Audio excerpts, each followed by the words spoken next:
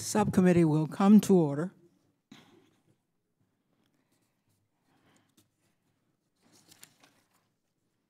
I want to welcome us all to today's hearing. It is a priority for me and I hope for the members of this committee. It is certainly equally important to the other issues we're going to be considering as we move toward reauthorization. I don't see how we can reauthorize another transportation surface bill without considering not only how to build it, but how to make it safe for those who use it. I'm going to ask members to check on your district the way I did mine. And I wonder if your experience is like mine.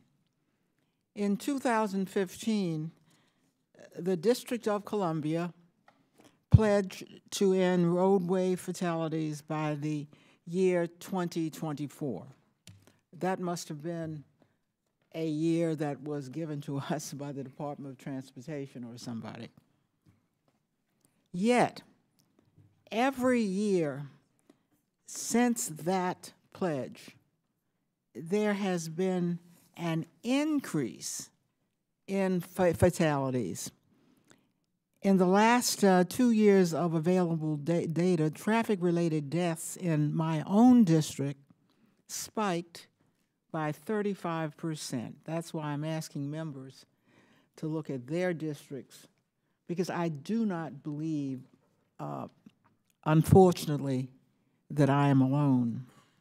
Nationwide, in 2017, 37,133 people lost their lives in motor vehicle-related crashes. Now, I spell that number out. Usually I'd round off the number, but I purposely didn't do it for purposes of this hearing, because each number represents a life lost. Every day, we lose more than 100 lives in traffic-related accidents. Some of those may be people walking in the streets or in the roads, and we've had an increase in those fatalities in my own district as well. Some of them may be people riding in automobiles or trucks. In 2016, the Department of Transportation announced the so-called Road to Zero. It was a coalition with a goal of completely eliminating roadway deaths within 30 years. Well, all I can say is we are off to a poor start. That's why pedestrian and traffic safety is a priority for me as chair of this subcommittee. I am anxious to learn from today's witnesses, representing an increasingly diverse array of populations who use our roadways, including pedestrians and bicyclists, and now people who ride scooters, and law enforcement, on what we can do about this trend. I would very much like this reauthorization to transform our approach to roadway safety, to get anywhere close to zero deaths. And that's an admirable goal. It's the goal we ought to set. We need to improve how we design our transportation networks. We need to improve how we educate the users of those networks. And we need to understand how to enforce the proven strategies that we already claim will save lives and apparently have not done so. Some in Congress may still live in the 20th century of transportation in wanting to eliminate the very small amount of funding that is used for transportation alternatives. But I think the people have already moved ahead of Congress and are already on the roads using alternative modes of transportation. All of these modes of transportation must be treated equally, not cars over scooters, not bicycles over walking. All must be treated as equally valid choices that people have chosen to move people. The options belong not to Congress, but to the state and local communities who must be able to pursue the smartest and most efficient and right-sized projects to meet their own mobility needs of their own citizens. I'm a big proponent of technology as holding promise to save lives, but human error and human choice today are the very real problems, and we don't have the technology in place and won't have it in place for some time to save lives. So we cannot wait to remove humans from the equation before making the real progress we have promised to make. The three leading causes of motor vehicle deaths remain linked to the same human factors: alcohol impairment, speeding, and distracted driving. I'm particularly interested in hearing from our witnesses on why we have not been able to curb this long-standing issue, road safety, and what we can do to stop these fatalities. I look forward to today's discussion and thank each of our witnesses for sharing your insights, your much-needed insights with us. I would like to ask the ranking member, Mr. Spano is here for our ranking member for his comments at this time. Thank you, Chairwoman Norton. I want to welcome everybody to the hearing today. The current federal surface transportation law, the FAST Act, expires on September the 30th, 2020. Last month, this subcommittee held a hearing to kick off its process to reauthorize federal surface transportation programs. Today's hearing builds on that and is focused on how Congress can improve the safety of our nation's roads. In 2017, as the chair noted, 37,133 fatalities occurred on our nation's highways, according to the National Highway Traffic Safety Administration. While this is a 1.8% decrease from 2016, more can and should be done to further reduce highway fatalities. The Federal Surface Transportation Safety Programs are administered by different modal administrations within the Department of Transportation. These programs provide non-federal partners with resources to improve the safety of the nation's surface transportation system. Today's hearing focuses on the safety programs administered by the Federal Highway Administration and the National Highway Traffic Safety Administration. These programs require states to have a data-driven, performance-based approach to address their unique highway safety challenges. As we continue with our reauthorization process, it's important that we gather feedback on how well these programs are working and what other policy and programmatic changes this committee should consider. With that, I want to thank our witnesses for being with us this morning, and I look forward to hearing their testimony on this very important topic. Madam Chair. Thank you, and we'll hear now from the chairman of the full committee, Mr. DeFazio. Thank you, Madam Chair. Somehow we seem to have become sort of inured to the fact that 100 people a day die in motor vehicle accidents.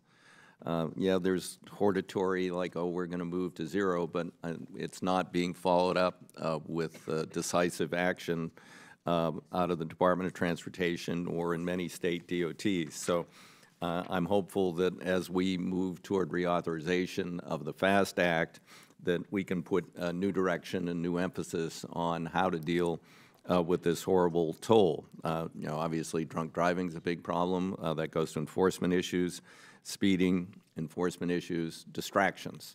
I think a lot of states have yet to adopt laws regarding distractions, and then there's new technologies that are potentially going to build distractions into the automobiles, or aftermarket distractions like heads-up displays where you can read your email on the windshield while you're driving. We have to deal with all of these evolving problems and then deal with the more traditional problems we've had. There's been also an alarming increase in pedestrian deaths, which the chair mentioned, and cycling and pedestrian, and some of that can be dealt with as we rebuild this crumbling system. And when we look to complete streets or other ways to better segregate traffic, pedestrians, and bicycles, that can help prevent some of those deaths. In some cities, they're putting in bike boxes at the front because the right turn is the most common cause of a vehicular collision with a cyclist. There are other things we can do that are pretty simple, not that expensive, but haven't really been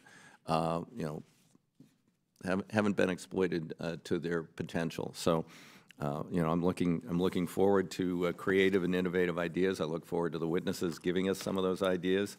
And with that, I would yield back the balance of my time.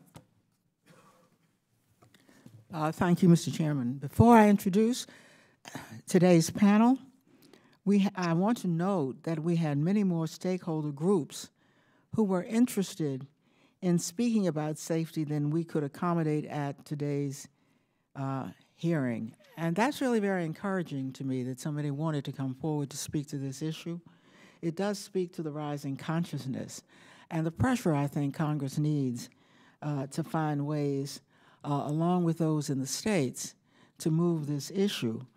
I therefore ask unanimous consent to enter into the hearing record written statements from ITS America, Advocates for Highway and Auto Safety, and the American Road and Transportation Builders Association. Without objection, so ordered. We want to move now to our witnesses. The Honorable Jennifer Homedy, member of the National Transportation Safety Board. The Honorable Fred Jones, Vice Mayor, City of Neptune Beach, Florida, on behalf of Transportation for America. Mr. Michael L. Brown, Chief of Police, City of Alexandria. Mr. J. Broomer, Vice President, K&G Stripping, Inc., on behalf of the American Traffic Safety Services Association.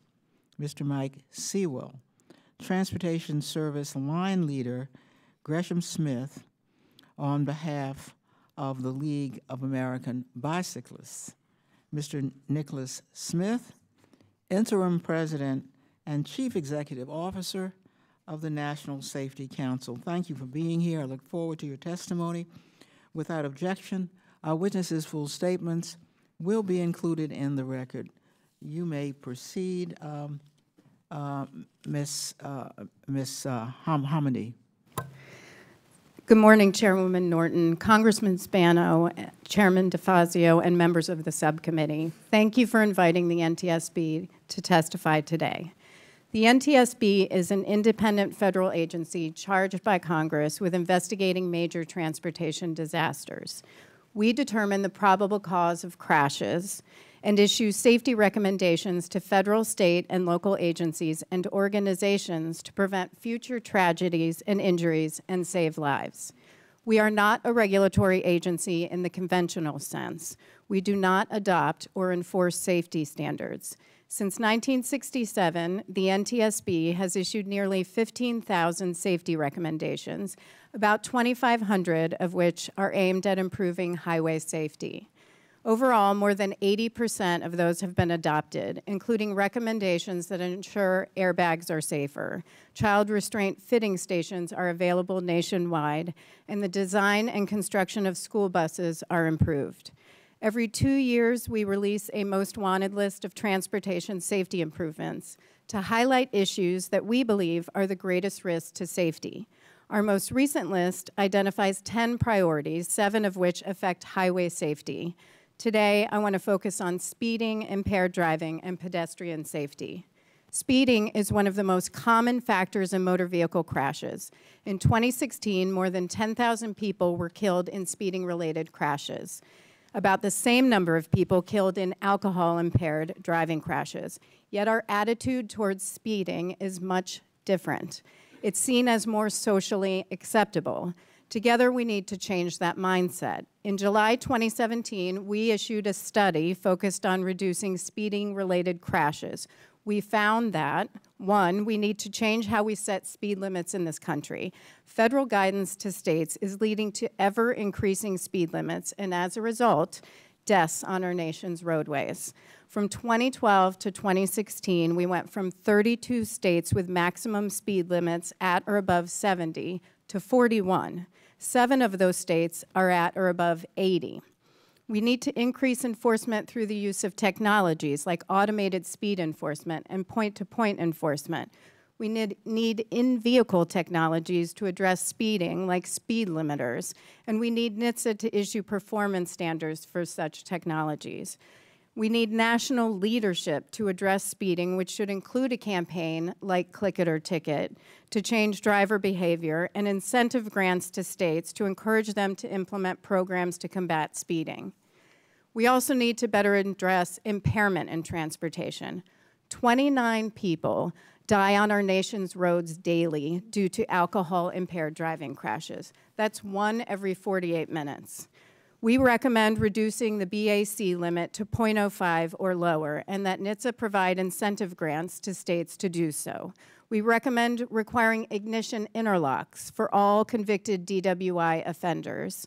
And we want NHTSA to accelerate widespread implementation of technology to enable vehicles to detect driver impairment. Finally, pedestrian safety. Over the last 10 years, pedestrian fatalities have increased by 27%, while overall highway fatalities have decreased by 12%. In 2016, the NTSB began investigating a series of highway crashes and issued a study that included 11 recommendations to DOT focused on improving pedestrian safety. We recommend strengthening federal standards on vehicle headlights, improving vehicle designs to reduce pedestrian fatalities and injuries, and ensuring collision avoidance technologies like pedestrian detection systems and automatic emergency braking are standard on all vehicles. We need better street designs. Traditional planning is geared towards motor vehicle traffic, so we recommend that states and MPOs implement pedestrian safety action plans and that FHWA provide more resources for state and local pedestrian safety projects. Finally, we need better data to support the decision-making process. For example, in 2015, Portland, Oregon identified 30 high-crash streets and intersections that accounted for 57% of deadly crashes. By analyzing injury and crash data, Portland was able to determine where best to invest resources. In closing, let me emphasize that more than 100 people die on our highways every single day. In our view, 1 death is too many. We must change a culture that is willing to accept those losses, and we need your help to implement proven solutions. Thank you again for the opportunity to testify today, and I'm happy to answer any questions. Thank you for your testimony. Vice Mayor Jones of Neptune Beach, Florida, on behalf of Transportation for America. Good morning, Chairman DeFazio, ranking members, and distinguished members of the committee. Thank you for the opportunity to testify on behalf of Transportation for America this morning. My name is Fred Jones, and in addition to representing the citizens of Neptune Beach as their vice mayor, I also work as a professional transportation planner for Michael Baker International and also serve on the advisory committee for the National Complete Streets Coalition. Complete Streets, for those that are unfamiliar with the term, is a street that's designed to be safe and convenient for all users, be they drivers, transit users, pedestrians, and cyclists. Unfortunately, my community is part of the 6th most dangerous metropolitan area in the country in which to walk and bike. In fact, the state of Florida is the most dangerous state in the union for cyclists and pedestrians, and these safety trends are going in the wrong direction. If you, in fact, were to visit and join my family on the streets that I walk and bike on a daily basis, I think you would agree that they're not dangerous by accident, but dangerous by fundamental design. Part of the problem is that for the better part of the half century, we've been focused on building bigger, faster roadways with wider lanes and development that's set back from the road to make our drivers more comfortable as they move quickly through our communities, all at the cost of human lives. In fact, roadways are often designed for travel speeds that are 10 to 15 miles an hour faster than what the posted speed limit is, and we do know that drivers will follow this design cue. We know that speed leads to more deadly crashes, especially for the children that are walking to school or a bus patron that's walking to the stop on their way to work, who lack the protection of thousands of pounds of steel and aluminum. What is particularly frustrating is our acceptance of this level of danger and the loss of human life. We have a cure, but we just do not want to use it. I do want to preface that there are many states and communities across the country, and namely the Florida Department of Transportation, that should be applauded for adopting robust complete street policies and initiatives to change these unsafe paradigms. However, what we're seeing is a major disconnect between what we think are feel-good policy frameworks and the actual implementation of safe roadways. As an illustration, there was a state road in my area where the district safety office had recommended actually removing a lane to reduce the crossing distance for pedestrians and make it safer. Well, what ended up happening, there was a little bit of community pushback, and so the agency conceded by growing the forecasted traffic rates and essentially killed what should have been a legacy project, and all in the name of future traffic congestion. And even in instances when the traffic volumes are low enough to warrant building a complete street, we'll often hear excuses that the road's a parallel reliever to an interstate, or it's an evacuation route, or in fact, we're too far along in the design process to do anything different.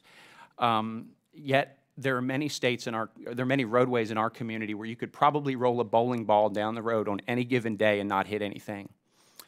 Nationally, Congress communicates its federal priorities through spending, and while we do spend over $40 billion in federal funds annually in the highway program, less than $1 billion of this is often reserved for pedestrian and cyclist infrastructure, and only $2.3 billion is dedicated to safety.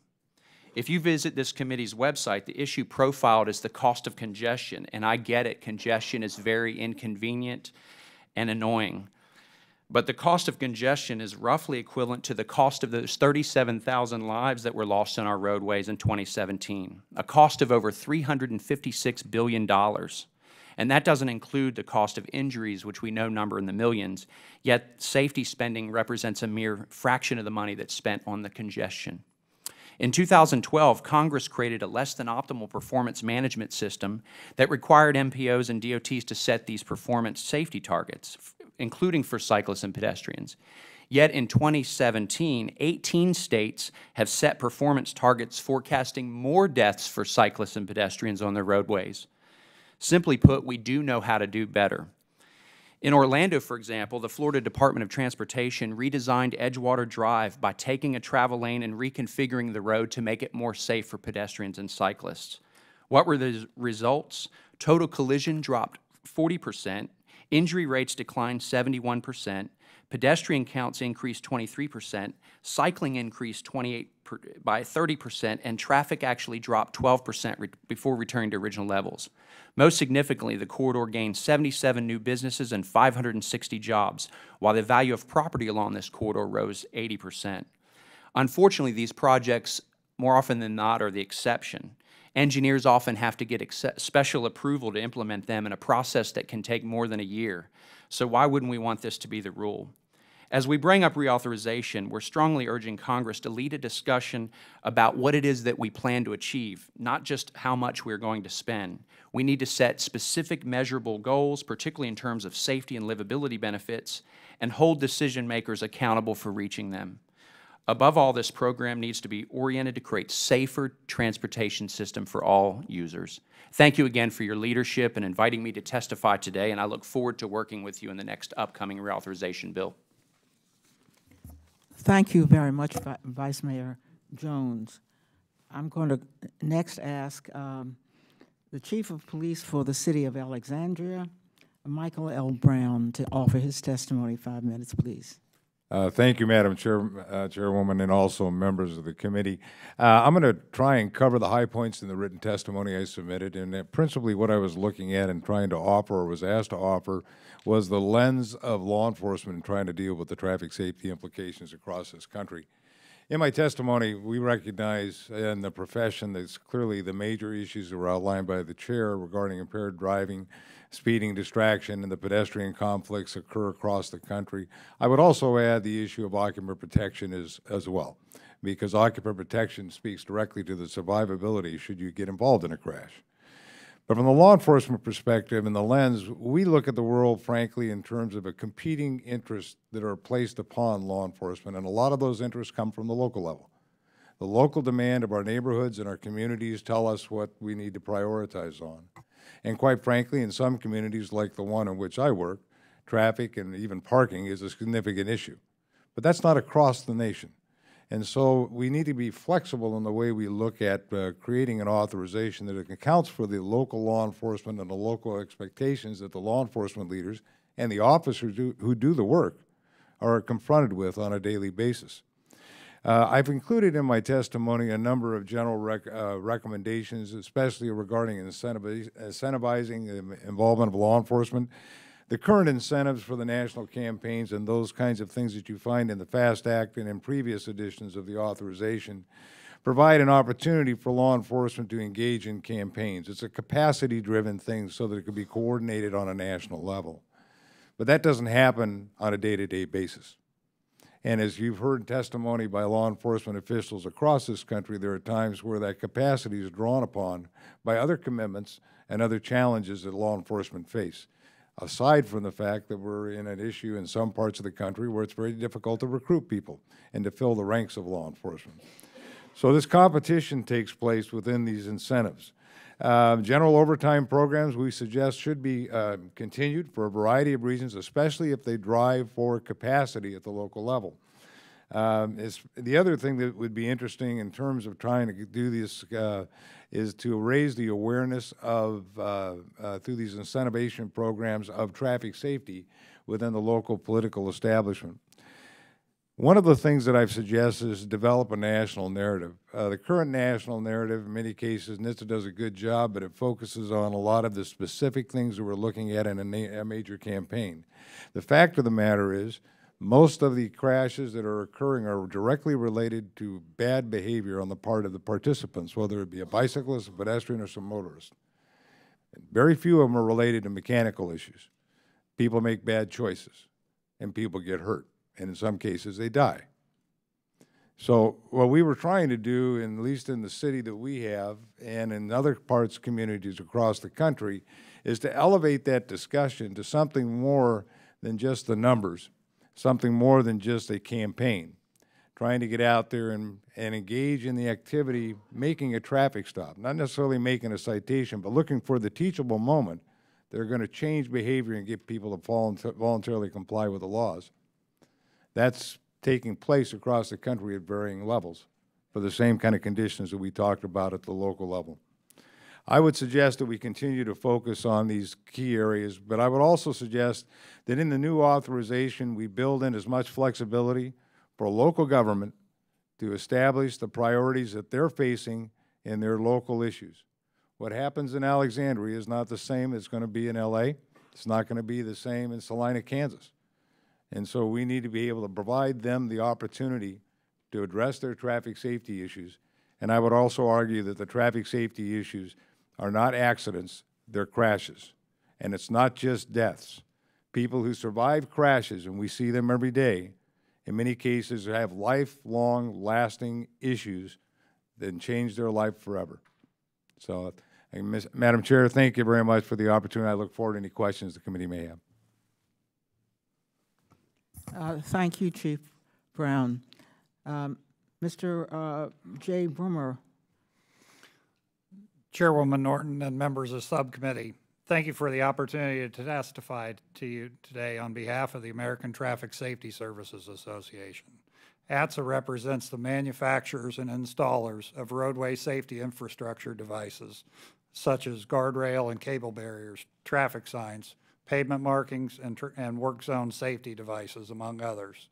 Our mission is to advance roadway safety and reduce fatalities and serious injuries to zero. Professionally, I've worked for K&G Striping for 34 years, a Missouri contractor who installs pavement markings, traffic signs, and traffic control. It's appropriate to be here discussing roadway safety during National Work Zone Awareness Week, as we honor those who lost their lives in work zones around the country, including nearly 800 the previous year. My first project on an interstate quickly taught me the importance of roadway safety. While striping in a work zone on I-70 near Lawrence, Kansas, I looked up to see a semi-truck knocking over cones and headed right at me. I only had enough time to take one step back before I was blown off my feet by the wind. I was fortunate to go home that day to my family, but tragically, many others aren't so lucky. Please slow down in work zones.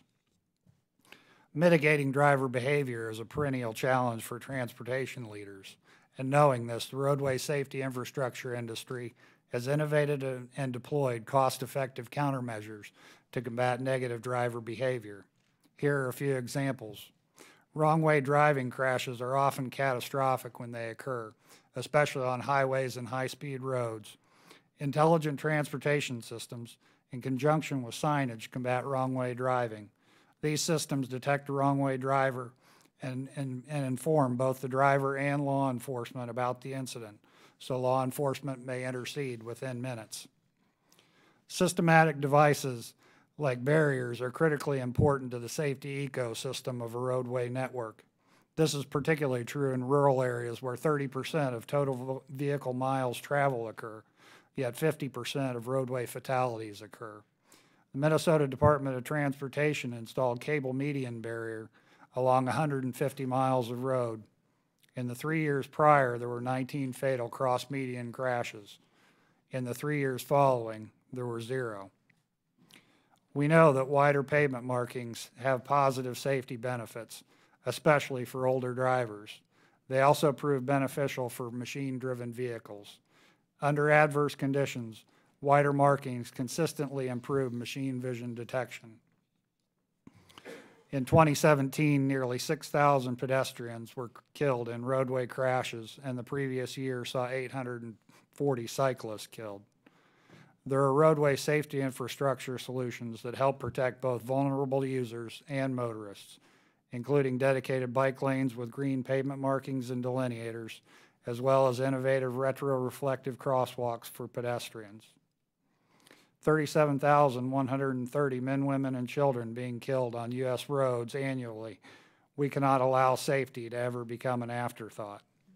None of these safety priorities can be achieved without a solvent, robustly funded highway trust fund. ATSA strongly supports increasing user fees to address the long-term viability of the trust fund. This includes indexing gas and diesel taxes and eventually moving towards a vehicle miles traveled user fee system. The Highway Safety Improvement Program, or HSIP, is the sole federal highway program focused on roadway safety. States who are responsible for the safety on public roads are able to use these funds for eligible activities. However, states are allowed to transfer up to 50% of their HSIP allocations. Given the importance of safety, ATSA calls on Congress to eliminate, or at very least reduce, the percentage of funds that can be transferred out of HSIP. Congress has previously ensured that funds from HSIP can only be used for roadway safety infrastructure projects. We urge the committee to continue this language as part of the FAST Act reauthorization and infrastructure packages. ATSA calls on Congress to double the size of Highway Safety Improvement Program to at least 10% of the overall core federal aid highway program, so we can aggressively combat fatalities and serious injuries on U.S. roads and expand the use of cost-effective, life-saving roadway infrastructure countermeasures. In conclusion, we mustn't let safety slip as our top priority. Roadway safety infrastructure and the Highway Safety Improvement Program are key pieces of the safety puzzle, and ATSA looks forward to working with the subcommittee to reduce fatalities and serious injuries on our nation's roads to zero. Thank you for the opportunity, and I look forward to any questions. And thank you for your testimony. We want to hear next from Mr. Mike Sewell here on behalf of the League of American Bicyclists. Thank you, Chairwoman Norman, as well as distinguished members of the subcommittee. I'm very happy to be here to answer your questions about pedestrian and bicycle safety. My name is Mike Sewell. I am from Louisville, Kentucky, where I work as a professional engineer. I also serve as the active transportation service line leader and one of the owners of Gresham Smith. It's an architecture and engineering consulting firm. I'm representing not only the engineering profession today, but also the League of American Bicyclists, where I serve on their board of directors. But most importantly, today I come to you as a daily bicycle commuter. As little as a decade ago, I would be a very highly unlikely candidate to be talking to you about bicycle and pedestrian safety. However, as fate would have it, I found myself stuck in a car in construction traffic, watching pedestrians and bicyclists move across the 2nd Street Bridge, passing me. And so in a fit of frustration, I decided I would abandon my car on the side of the road and attempt to join them. Something serendipitous happened about halfway across that 2nd Street Bridge, though. I heard a bicycle bell, and as I looked over my shoulder, a bicyclist said, "It's a beautiful day, isn't it?" And in my current state of mind, I had a hard time matching his enthusiasm. And at that point, I had an epiphany. My choice of transportation that morning was negatively influencing my ability to enjoy myself. So I decided right then and there that the next day I was going to bike to work the next day. That was almost 8 years ago, and I'm pleased to say I've biked to work about every day since, and I now have a far better understanding of what it means to be joyful in a commute. But me as an engineer, that decision made me challenge myself in the decisions I was making in our public right-of-way that might impede or allow other folks to have a similar epiphany and enjoy themselves in their commute. And as most engineers will do, we dug into data, and what I found was quite alarming. Between 2008 and 2017, we saw pedestrian deaths increase by 35%, while pedestrians as a mode share only increased by 1%. What that tells me is that pedestrian deaths make up a vastly disproportionate amount of fatalities on our roadway. Bike fatalities are at their highest levels since the early 1990s, with a 3-year average increase of 14.7%. There are also direct ties to equity issues in our transportation network that relate also to fatalities. What we found is older adults, people of color, or people attempting to walk and bike in lower income communities are far disproportionately represented in fatalities as well. Part of this fix is education, and thankfully the League of American Bicyclists has formal training programs that educate about 60,000 bicycle riders about how better to engage in transportation in our corridors, stay visible, and ride with confidence. They've also formalized a bicycle-friendly driver program that better educates drivers on what to expect from bicyclists. However, education alone is not enough. Congress has a critical role in addressing policy and funding that allows people like me, engineers, to proactively design safer transportation systems. Nationwide, bicycling and walking make up approximately 12% of trips. They roughly make up 18% of fatalities, yet less than 1% of HSIP dollars are spent focusing on better bicycling and pedestrian infrastructure type projects to address these fatalities. States, and that's part of the reason is HSIP is the way it's set up. States are required to prioritize hotspots, basically pinpoints on a map that categorize how fatal accidents are happening in a location. But what we found too is that it's a straightforward approach, but it doesn't tell the entire story. There's other factors that determine if a pedestrian is going to be safe or a bicyclist is going to be safe, such as roadway classification, speed differential, geometry, as well as land use. All of these can be used for a data-driven approach to determine where safety issues are likely to occur or where future users will likely to encounter them. This is also not just an urban problem. We found that our rural areas also have a lot of difficulty implementing meaningful and safe multimodal connections. Today, I would like to suggest adding a special rule to HSIP that requires states to address vulnerable user safety where there's a high rate of fatalities related to vulnerable users. Despite increases in bicyclist and pedestrian fatalities nationwide, there are some good stories that come out of this. In some locations, states and cities are seeing decreases. Oregon, for instance, is a great example, having nearly a 31% decrease in the number of fatalities for bicyclists over a course of 2007 to 2016, despite a 46% increase in bike commuter trips. These results can be replicated through proactive policy, appropriate funding, education, and better engineered streets for all users. I appreciate your time and thank you for this opportunity. I look forward to answering any questions you may have. Thank you, Mr. Sewell. Next, Nicholas Smith for the National Safety Council. Good morning, Chairwoman Norton, Ranking Member Spano, and Chairman DeFazio, as well as the members of the subcommittee. Thank you for inviting me to testify today on improving the safety of our nation's roadways. My name is Nick Smith, and I'm the interim president and CEO of the National Safety Council, and I'm also the chair of the Road to Zero Coalition, which is focused on reaching zero fatalities by 2050. Last year, the coalition, which is over 900 strong, representing transportation organizations, government, businesses, academia, safety advocates, including those organizations represented here today on this panel, issued this report, a framework to help us get to zero deaths on our roadways by the year 2050. Together, we call out 3 steps to reach the goal of zero deaths on our roadways. 1, we believe doubling down on what works through proven evidence-based strategies. 2, accelerate advanced life-saving technology in vehicles and in infrastructure. And 3, prioritize safety by adopting a safe systems approach and creating a positive safety culture. My full testimony mentions specific steps for each of these. Today I'll focus on the prioritizing safety, which is the 3rd step we call out. Today, over 100 people will die in crashes on our roadway. Yesterday, over 100 people died in crashes. And tomorrow, over 100 people will die again in motor vehicle crashes. But there's no outrage. In every other mode of transportation this committee oversees, there's a different expectation of safety.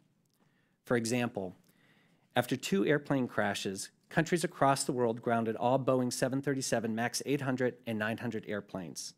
In less than a week, a coordinated global action was taken to address a potential risk to millions of people. This committee rightly held hearings to determine causation and next steps.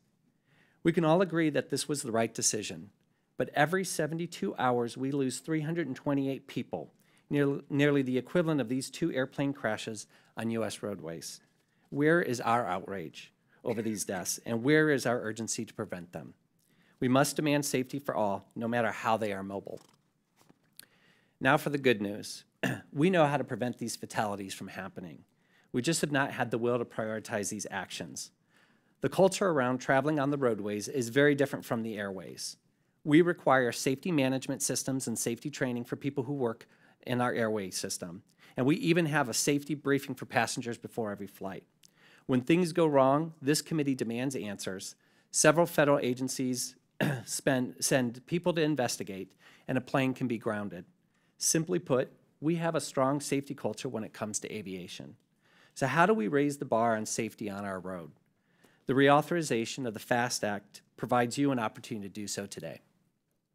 While prioritizing safety, the reauthorization bill should encourage states to pass strong laws to implement proven countermeasures to save lives, like automated enforcement and lowering the blood alcohol concentration.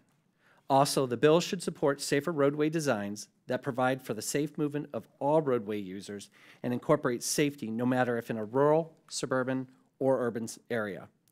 We know that drivers are human and we make mistakes and errors, and safer designs can help make sure those errors don't become fatalities. These are only a few examples of how to prioritize safety and move toward our goal to zero deaths on our roadway system. I have with me a letter from the Road to Zero Coalition asking Congress to prioritize safety. This bill should not be about more miles of pavement only. It must include safety in every aspect of the bill. I urge you to use this report as a framework to prioritize safety in our transportation system. I hope you'll join me in saying enough is enough. The value of life shouldn't depend on whether you are sitting on an airplane or behind the wheel of a car. It's time to bring the culture of safety on our roadways to the levels we've achieved in the air. We know how to get there, we just need the will to do so. I look forward to discussing more with you today. Thank you.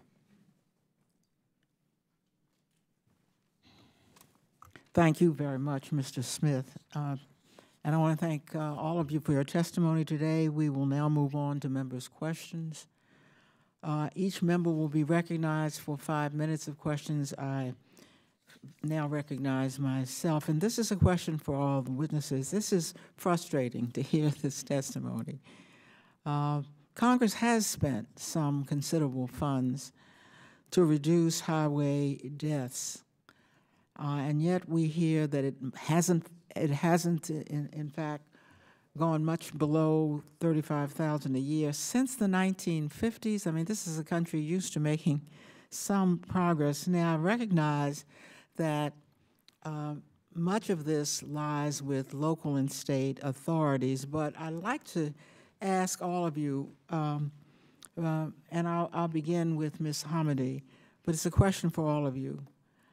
What, in your view, and I recognize that there are many things that each of you think should be done, but I'm trying to focus on major things now.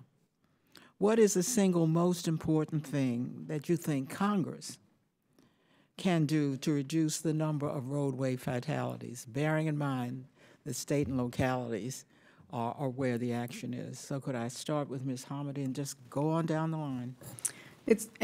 Thank you very much for the question, and it's hard for the NTSB to pick one thing over another. So something I will say is it's a comprehensive approach. From our standpoint, it's effective guidance to the states, it's enforcement, high visibility enforcement, education for drivers and others, and engineering, and that includes vehicle technologies, other technologies like collision avoidance systems, speed limiters, and better data. Yes, sir, Mr. Jones, Vice Mayor Jones. Thank you. Again, I think it has a lot to do with priorities and accountability. I think there's a lot of great tools in the toolbox to do good design. We have great examples of where we have retrofitted our streets to make them accessible and safe for all users. But I think there's often, again, I mentioned there's this disconnect between these large policy frameworks and the actual implementation. Sometimes I think it has a lot to do with just the culture. You know, engineers are often trained and their priorities are about moving cars as quickly and efficiently through communities as possible. And I think there needs to be a greater focus on sort of changing the paradigm a little bit and prioritizing funding to do things like complete streets. I mean, Florida DOT, for example, the state has a wonderful complete streets policy, but what ends up happening is that by the time it gets down to the local or to the district level, a lot of times it falls on the wayside. And I think what we need is some more accountability to say, look, we can do these projects. Let's put a pot of funding that's dedicated solely to this effort and start to do more demonstration projects so people can see the benefits of these types of improvements and retrofits. Chief Brown? Very briefly, I would say that, frankly, we should really change the narrative from the standpoint, and I put this in my written comments, to drive home the importance of what we're talking about. A lot of times the threat to the public and the individual road users, whether they be pedestrians, bikes, or motorists, is lost in the discussion of the authorization regarding roadway use and construction and everything else. I put in my testimony a comment that I truly believe in, and I've said many times over. When you knock on a door and you wake somebody up and you tell them they've lost a loved one or a friend, it doesn't matter if it's a bullet or a fender. The same shock is there. Our officers across this country deal with that on a daily basis, as do professionals in the medical field that do it at a hospital. And yet, we ignore this as a national issue. What we compete with in the law enforcement arena are other public health and public safety issues. The opioid task issue is a huge issue across this country. We're dealing with it. But no one says it in the same loud depth and a voice as it applies across this country, and yet it affects so many people and so many families.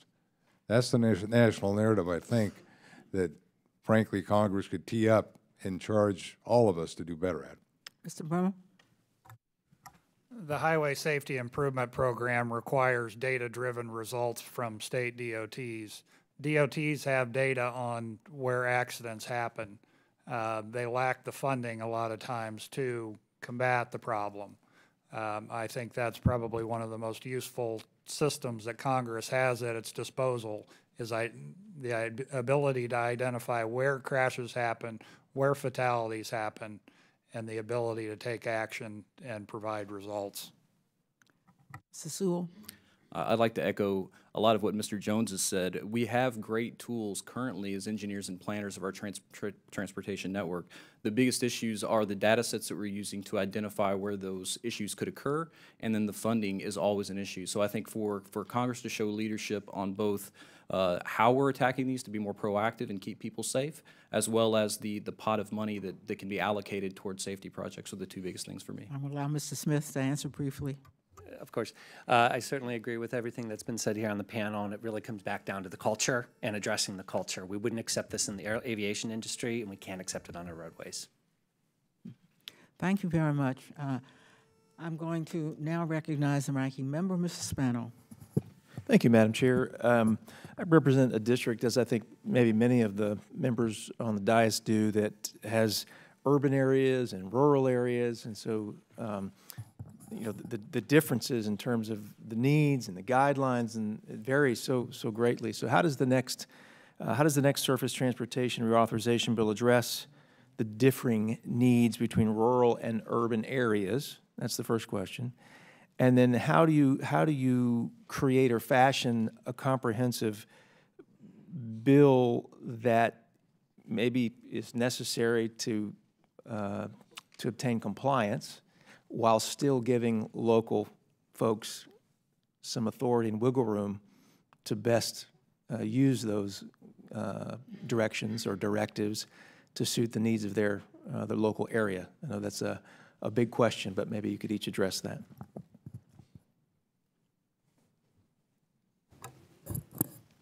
Thank you. And from our perspective, we have a number of safety recommendations we've issued. For NHTSA, we have 108 safety recommendations that are open that we would urge Congress to address in the upcoming reauthorization. And from our standpoint, those issues regarding safety, it doesn't discriminate whether you're on a highway, whether you're on a rural road. There are critical safety issues that need to be addressed, like impairment, adopting 0.05 instead of having 0.08, addressing speeding. There are a number of pedestrian safety issues that could also be addressed that we can get into in this hearing, but I think addressing those big safety issues would be critical because, like I said, it doesn't matter if you're on a highway or on a smaller road. These are still critical safety issues. And if I might interject, Chief Brown, I think you, more so than any of the other members on the panel, stressed the need for some local input, control in terms of the decision-making process. So how do you square some of the broader requirements with the need to have that flexibility?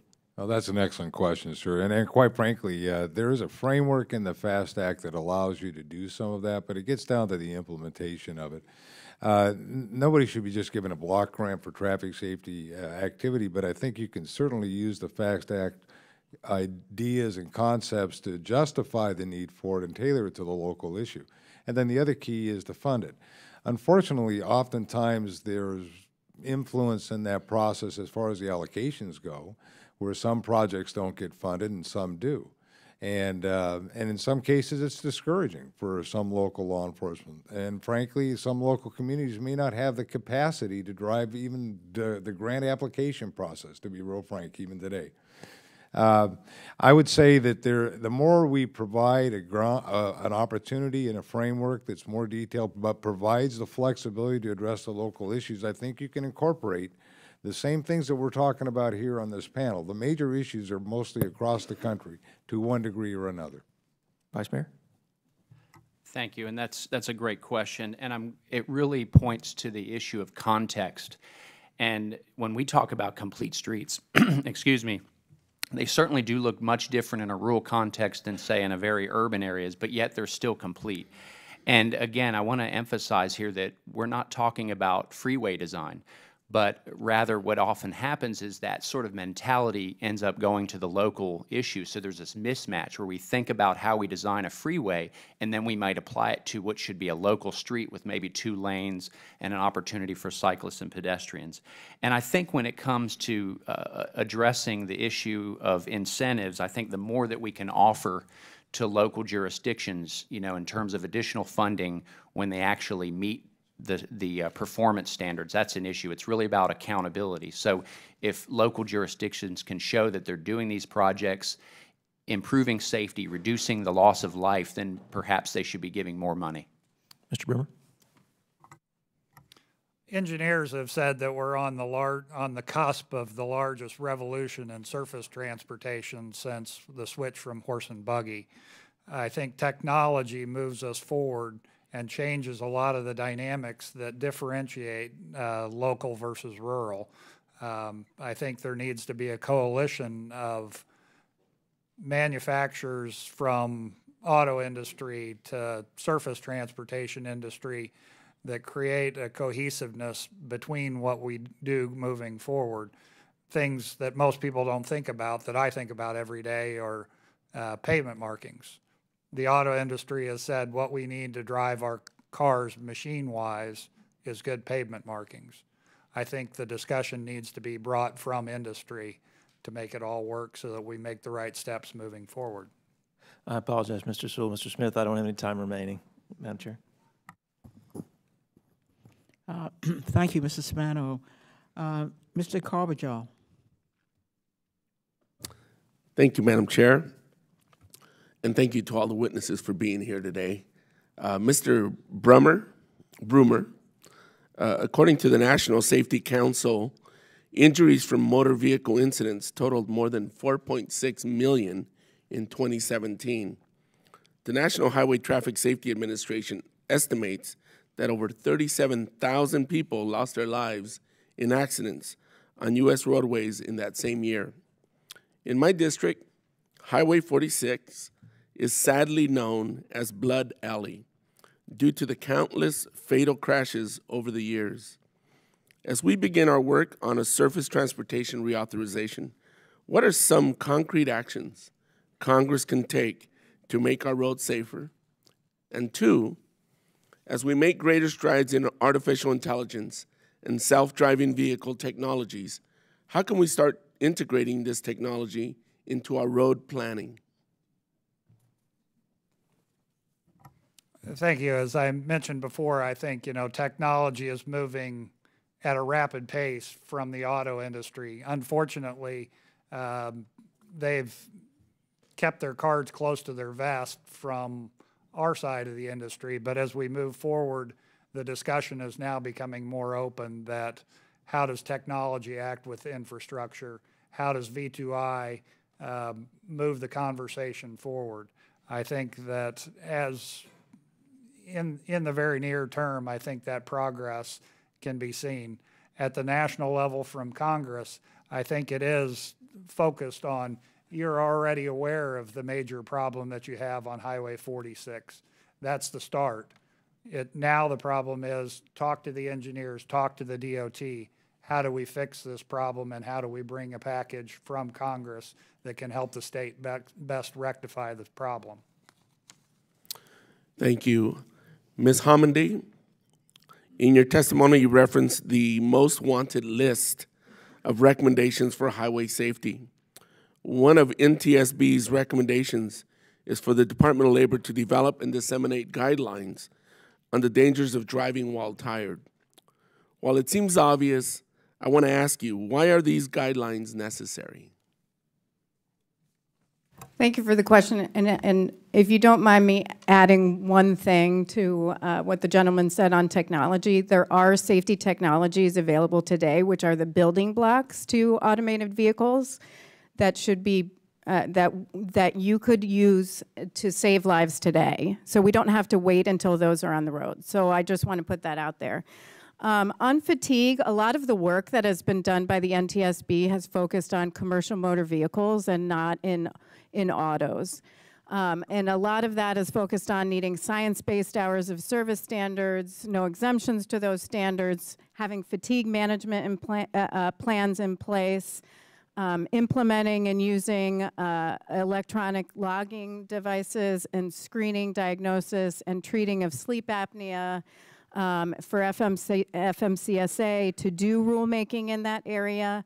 and installation of collision avoidance systems, which could help combat fatigue. Thank you very much. Madam Chair, I yield back.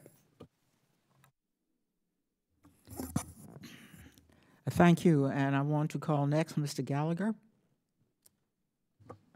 Thank you very much. I thought it would take me 30 years to get up here at the top, but even though it's only going to last a couple minutes, I just want to savor it for a second. Ms. Hamidi, forgive me if I'm mispronouncing that. In your opening statement, you noted that pedestrian deaths on our roadways has been increasing since 2010.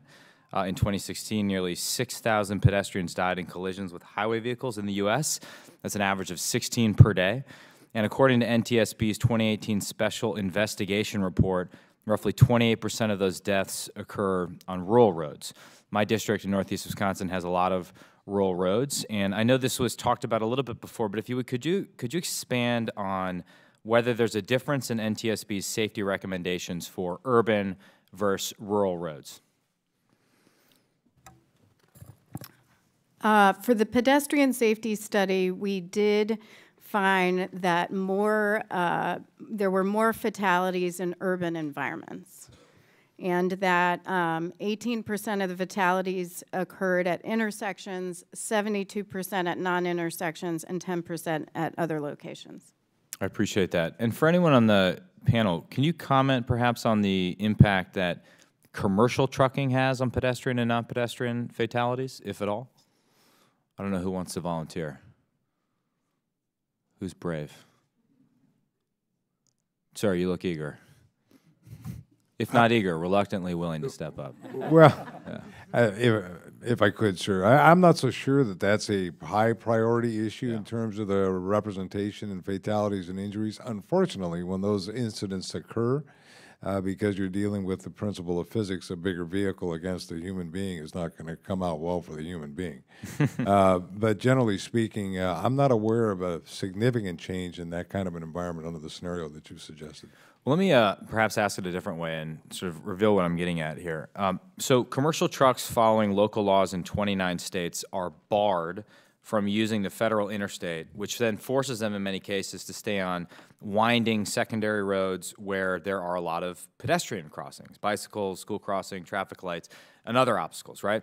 So in 2009, we in Congress authorized a pilot program in Maine that found that allowing these commercial trucks on the interstate, even for short distances, actually decreased fatalities by 37%. Which makes sense, right? If you have these trucks sort of off the rural winding roads where there's a lot more pedestrians, perhaps they would avoid that unfortunate encounter that you referenced. So I just would ask, particularly those who are representatives at the state and local level, would you in theory support states having the option of allowing some of these commercial trucks to use the federal interstate for short distances in order to reduce highway fatalities? It would depend upon what type of commercial vehicle we're talking about. Commercial vehicles are very broad. You can have those that involve the transportation, for example, of certain hazardous commodities, whether they're interstate or intrastate. There's a difference in that as far as Title 49. In addition to that, there's also the concerns about what our local communities want in their backyard. We do have bypass traffic because of congestion and congestion mitigation efforts made by commercial drivers at times. But I think you'll find that most local folks would love to have the local control over what's migrating through their cities. But whether or not those vehicles should be allowed on an interstate vis-a-vis through a thing, it would depend upon what they're trying to move, quite frankly. And for us in northeast Wisconsin, logging is a big issue. So you can imagine logging trucks, giving them the ability to, for a short distance, 150 miles, use the federal interstates. I don't know if anyone has dealt with any of these issues and wants to chime in. If I may real quick, what you're speaking about is very closely tied to land use. And when you're trying to provide access not only to commercial vehicles or you name it type of vehicle to get to a place they have to do business, and you couple that where we're focused on multimodal pedestrian and bicycle safety, establishing clear context for corridors and then assigning certain vehicles to allow access to places that eliminate conflicts and minimize, as was mentioned, that speed differential between higher moving vehicles and pedestrians or slower moving vehicles is a great idea. Yeah. Well, thank you all for being here today, and I yield the balance of my time. Thank you, Mr. Gallagher, and I do want to note that the subcommittee will be having a hearing on trucking, and truck safety will be included in that. It is an important issue. Ms. Craig. Thank you so much, Chairwoman Norton. Ms. Hamady, your testimony particularly spoke to me. My stepsister lost her life in one of those intersections in Portland, Oregon. So she left a kindergartner to be raised by his dad and a family that was changed forever. So, you know, this is not, I appreciate that the title of this hearing is Every Life Counts. I grew up in a family where that life was lost. So thank you all for being here. What I want to follow up on is just this comment about the rural areas. I come from Minnesota's 2nd Congressional District, and according to the 2016 Federal Highway Administration data, rural areas account for 30% of total vehicles miles traveled, yet 50% of roadway fatalities take place in rural areas. As Mr. Brummer noted, over a 4-year period, the Minnesota DOT installed cable barriers in 31 segments along 150 miles of roadway. In the 3 years prior to installation, there were 19 fatal cross-median crashes, and in the 3 years following, there were 0. I'd love to hear from you about those types of policy recommendations. Obviously, that's infrastructure investment. You also talked about speed and alcohol use. Is there any difference in these rural areas, and what recommendations would you make? And perhaps maybe start with Mr. Brown. Yes, ma'am. The solution or the proper way to address many of the things that you're talking about in the rural areas does require a little bit of a combined approach, actually. I've seen over and over again where infrastructure like center divider medians, Jersey walls, things to prevent crossovers will increase survivability in the case of a crash. But a lot of it has to do with behavior. So a lot of the things that you see in an urban environment involving impaired driving and the like, we'll see in a rural area.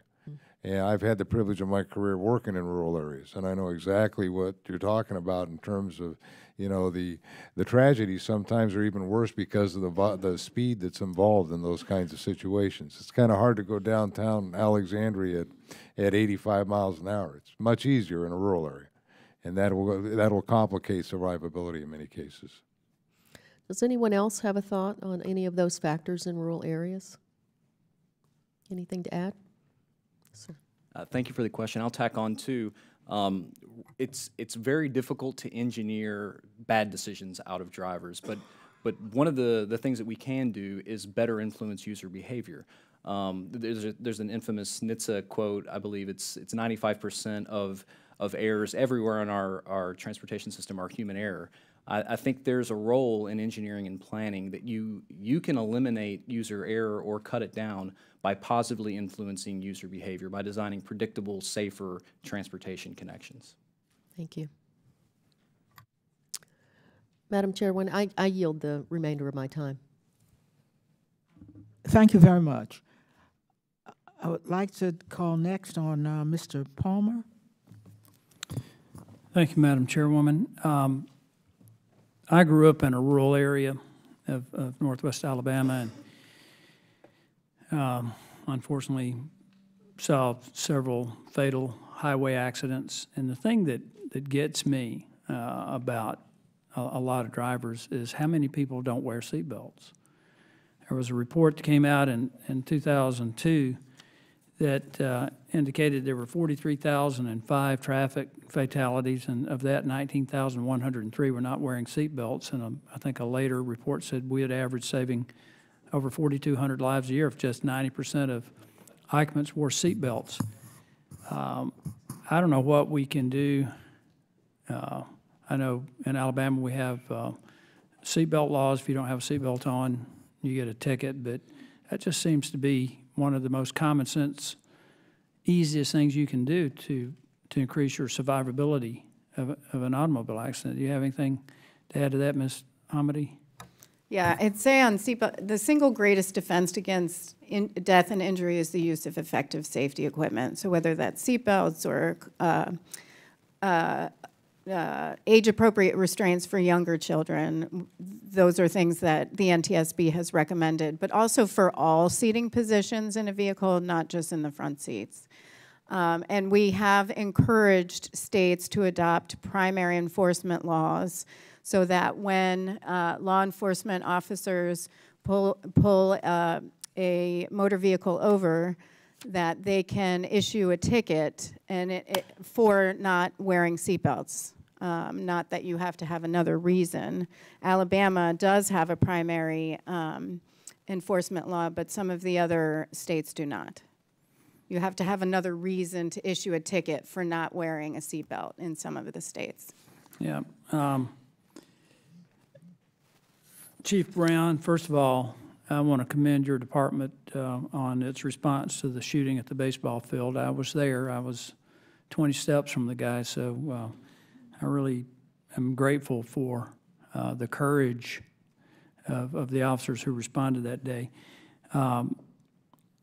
There are also obviously the issues with impaired driving and the texting, and there's a big push for that too. Is your department writing many tickets dealing with that? First of all, sir, thank you very much for the compliments of our officers. We were very proud to serve that day. It was a very difficult day for us as well. If I may also add that in terms of the seatbelt issue, it ties in with these others as well. There's a lot of assumptions made, I think, by motorists and others that it's not going to be them. And in the case of occupant protection, your survivability in a crash is entirely dependent upon, especially with airbags, on the use of that seatbelt. It's an integral part of the engineering that goes in there. And people don't wear their seatbelt and they get severely injured. In impaired driving and also in speeding and all the topical issues that have been mentioned on this panel and by the chair are addressed daily across this country with law enforcement. The real question is, what are they having to compete with at the same time they're addressing those issues? And the demands upon law enforcement in this nation right now are incredible. The mental health requirements that we're having to deal with, the issues related to that, drugs, opioids, are high priority issues for our communities. Traffic in some communities is high priority. It is in our city. But it's not that way across the country. And somehow that needs to change. There's one other issue I want to address, and that is the corporate auto fuel economy standards that impose the miles per gallon standards, which necessarily resulted in a lot of smaller, lighter vehicles being made. And I think there's the Safer, Affordable, Fuel-Efficient Vehicles rule that is going to retain the 2020 model year standards, and they're estimating that could save $500 billion in societal costs and save almost 13,000 lives. I'm concerned as the father of two girls and one son. My first daughter, I bought her what I called a rolling airbag because concerns for vehicle safety. But as we go to more electric vehicles, you're going to have a disproportionate problem there with weight if that vehicle's involved with a lighter vehicle. I just want your thoughts on retaining the 2020 model year standards, and what are we doing to compensate in vehicle manufacturing? Because a lot of the even my pickup truck now gets almost 21 miles per gallon on the road. It's lighter than the truck I had before. Any thoughts on that, Ms. Hamady? We have not looked at, that's not something we've looked at in CAFE standards, so. In terms of in terms of mass, I mean, when it comes to crashes, we have looked at crashes, obviously, involving different motor vehicles, trucks with motor vehicles, so the mass of a vehicle definitely impacts what occurs in the tragedy, but it's not something that we've really focused on, the difference in the light vehicles versus heavy vehicles, to my knowledge. Mr. Jones, did you want to respond to that?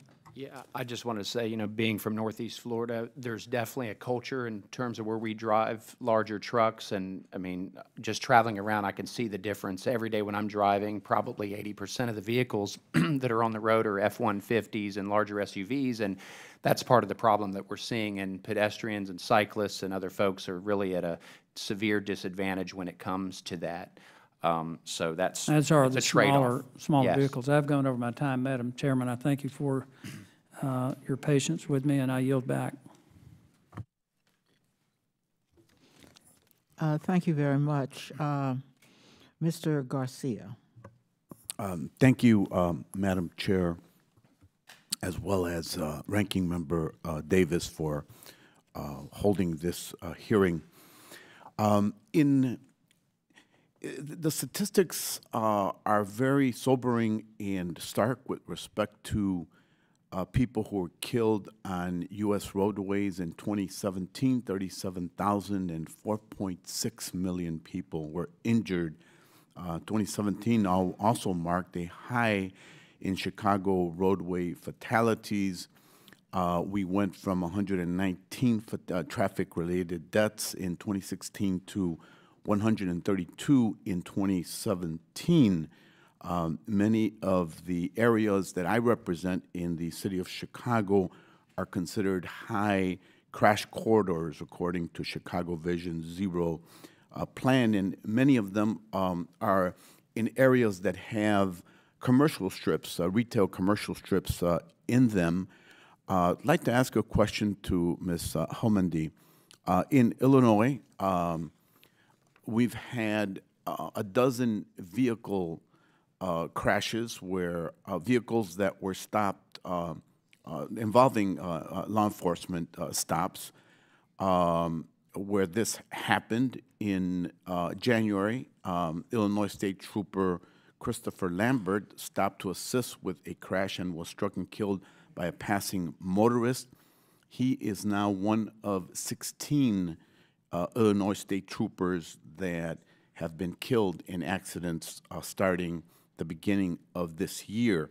I understand that the automatic emergency braking, or AEB, could help to prevent these crashes, and the NTSB has recommended the installation of this technology on all new passenger motor vehicles. Despite this recommendation, the AEB is not standard equipment in all new passenger vehicles. Why has the NTSB made such a recommendation, and what are the benefits of the recommendation, and why should AEB be standard equipment for all new vehicles? The NTSB has issued several recommendations regarding collision avoidance, including AEB and forward collision warning, to prevent deaths such as the one that you mentioned in your statement just a minute ago. The National Highway Traffic Safety Administration has not implemented those recommendations, and they're crucial for preventing fatalities and injuries. And so we are hopeful that they will move forward on those. Thank you. For Mr. Smith, according to Forbes, 10 automakers will be equipping half of their vehicles in 2018. In fact, NHTSA Administrator Heidi King recently said technologies like automatic emergency braking can help make cars safer on roads, which means Americans are safer when traveling. Are AEBs a sensible step in the right direction, and why should they be considered for large and heavy trucks as well? The work that we've done indicates that, in fact, that's important technology, and we'd suggest looking at all the technologies that are out there and being developed. But this is particularly an important one to help reduce the rate of fatalities, and we'd also encourage it being looked at in our commercial vehicles as well as an important way to reduce those fatalities. So we certainly think this is one of, as you think about those big impacts, one of those areas where you can have big impact in terms of reducing fatalities. is it your sense that we're on the cusp of a significant breakthrough in safety if recommendations like those you've made are actually implemented?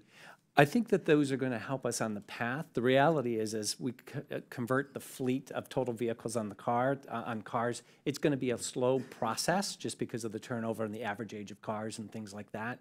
But it's important we start implementing those things as the technology's proven today, recognizing there's that lag with respect to the integration into the broader fleets.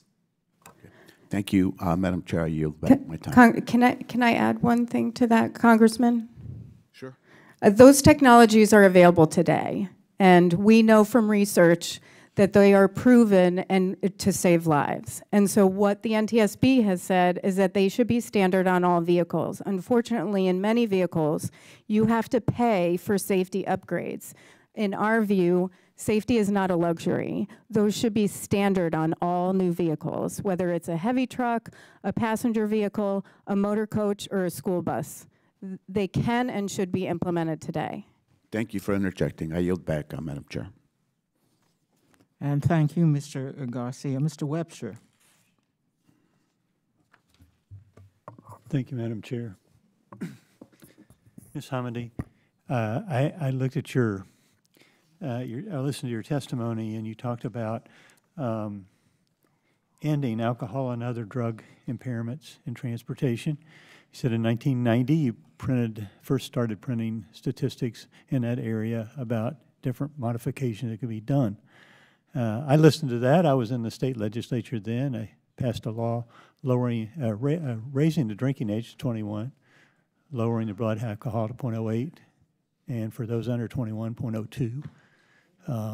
There was a open container law that we banned, and boots for repeat offenders on their vehicles, and some other things that we did. And I know those had an effect. I know those helped, and now you've got 0.05.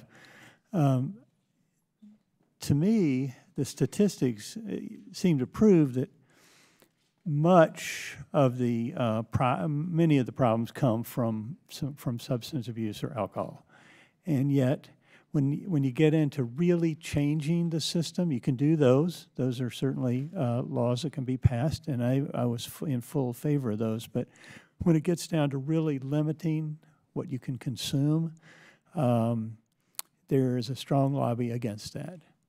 And so if you try to do dram shop legislation, which keeps a bartender from serving somebody visibly intoxicated, it's going to be killed every single time, and other things. I just think if you picked out one thing, I would say impairment, especially from external sources, has got to be a major, major issue that even though we've scraped the edges and done some things, not really hitting the core. You got any ideas about that? Yes, impairment is a significant issue. 10,000 people lose their lives annually due to alcohol-impaired related crashes, or more than 10,000. The NTSB has recommended 0.05, reducing the BAC limit from 0.08 to 0.05 or lower.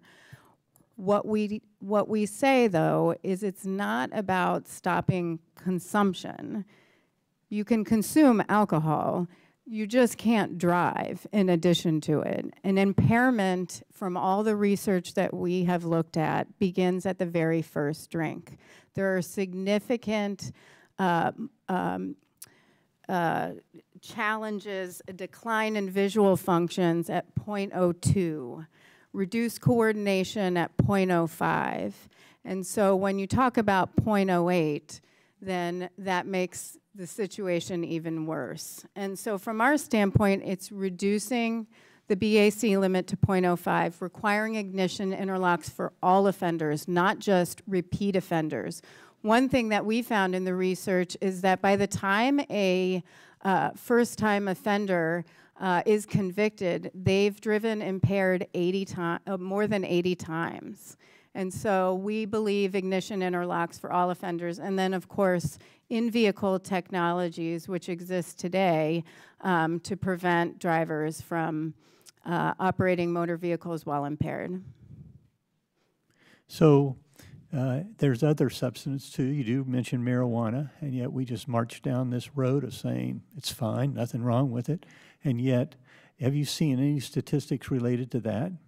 That is actually, the data on marijuana is just not there. Unfortunately, we know how alcohol affects the human body. We just don't know how marijuana does. For one, you know, and because of that, we don't have an impairment standard. And so to determine impairment is so difficult because you have to look at how it's ingested, whether it's smoked, how frequently it's used. It changes based on body factors. So we have recommended that NHTSA issue guidance to states, to inform law enforcement officers when they should require testing, how they should do testing, what methods the laboratories should use, and cutoff levels, because right now states are handling it all very differently. Okay, thank you. My time is out. Thank all of you for appearing. Yield back.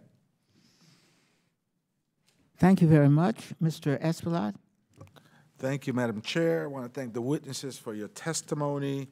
The safety of roads is incredibly important for New York City, so much so that it was one of the first issues our mayor, Bill de Blasio, took on when he announced Vision Zero, a very ambitious program.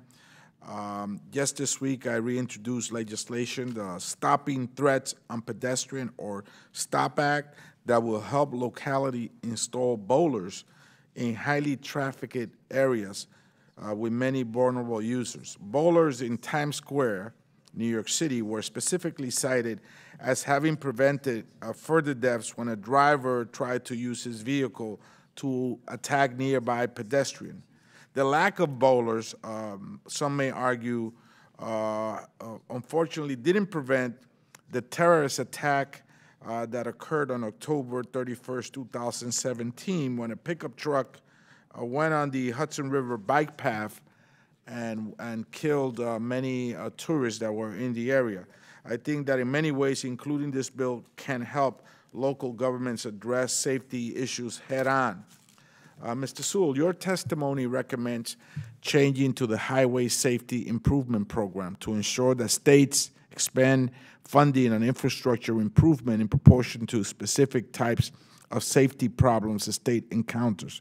Could you elaborate a little bit more on that, and particularly with regards to the use of bowlers and the prevention of potential terrorist attacks? How do you see that playing out? Do we need to fund these very specific programs that can save lives?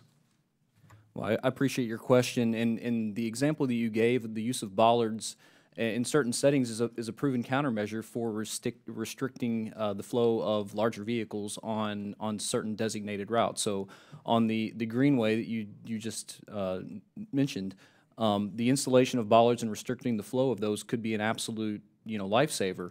In terms of the HSIP and redirecting, to fund proactively fixes that you just mentioned, I believe it's a good idea. I think that if you look at the percentage of accidents that happen, or not accidents, but crashes that happen and the loss of lives that happened, I think it should be an equity-based. We should have a proportionate amount of money dedicated to saving those lives. So yes, I agree with you completely. And do you support providing local governments more control over how the program should be funded and where to implement these new strategies to prevent death? I mean, I think there seems to be local governments really know where these hot spots are at, right? And do you feel they should be more leverage and more flexibility in terms of how the funding is used? Yes, and I could not agree more. I think giving local municipalities, if they're rural, local, or rural or an urban setting, they're going to know best what their constituents, what their local people are engaging and how they're engaging on their transportation network, and I absolutely think they would be the best to direct the funds in an appropriate manner, yes. Madam Chair, let me just stress again the importance of of these initiatives and the ability for municipalities to be able to determine where to spend the funding, and they get a fair share of funding to install bowlers and other strategies that could prevent terrorist attacks. We've seen how in New York City that was tragic, and we also saw in Times Square how the bowlers helped prevent deaths there as a driver, a reckless driver, tragically went on the sidewalk and basically ran down people. But we must consider local opinions about where to place these. I think local law enforcement is also well equipped to let us know here in Washington where the hot spots, how we can spend the money, and how we can save lives. Any additional comment? One quick one. On Times Square in particular, that's a great example of a proactive fix.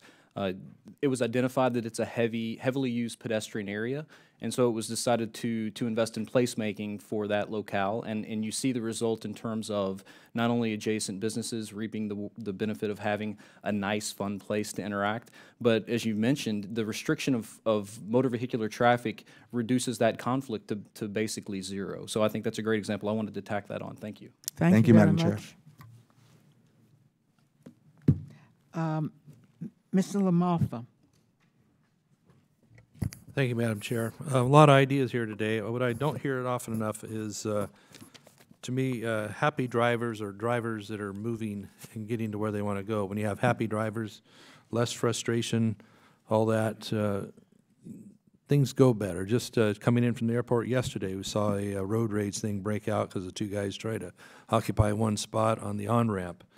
And you know, so the infrastructure emphasis, I think, is really important, that we can actually have systems that move traffic better. Most of the time I hear the solutions are ways to corral people and make them where they can't go where they want to go, and that's just highly frustrating.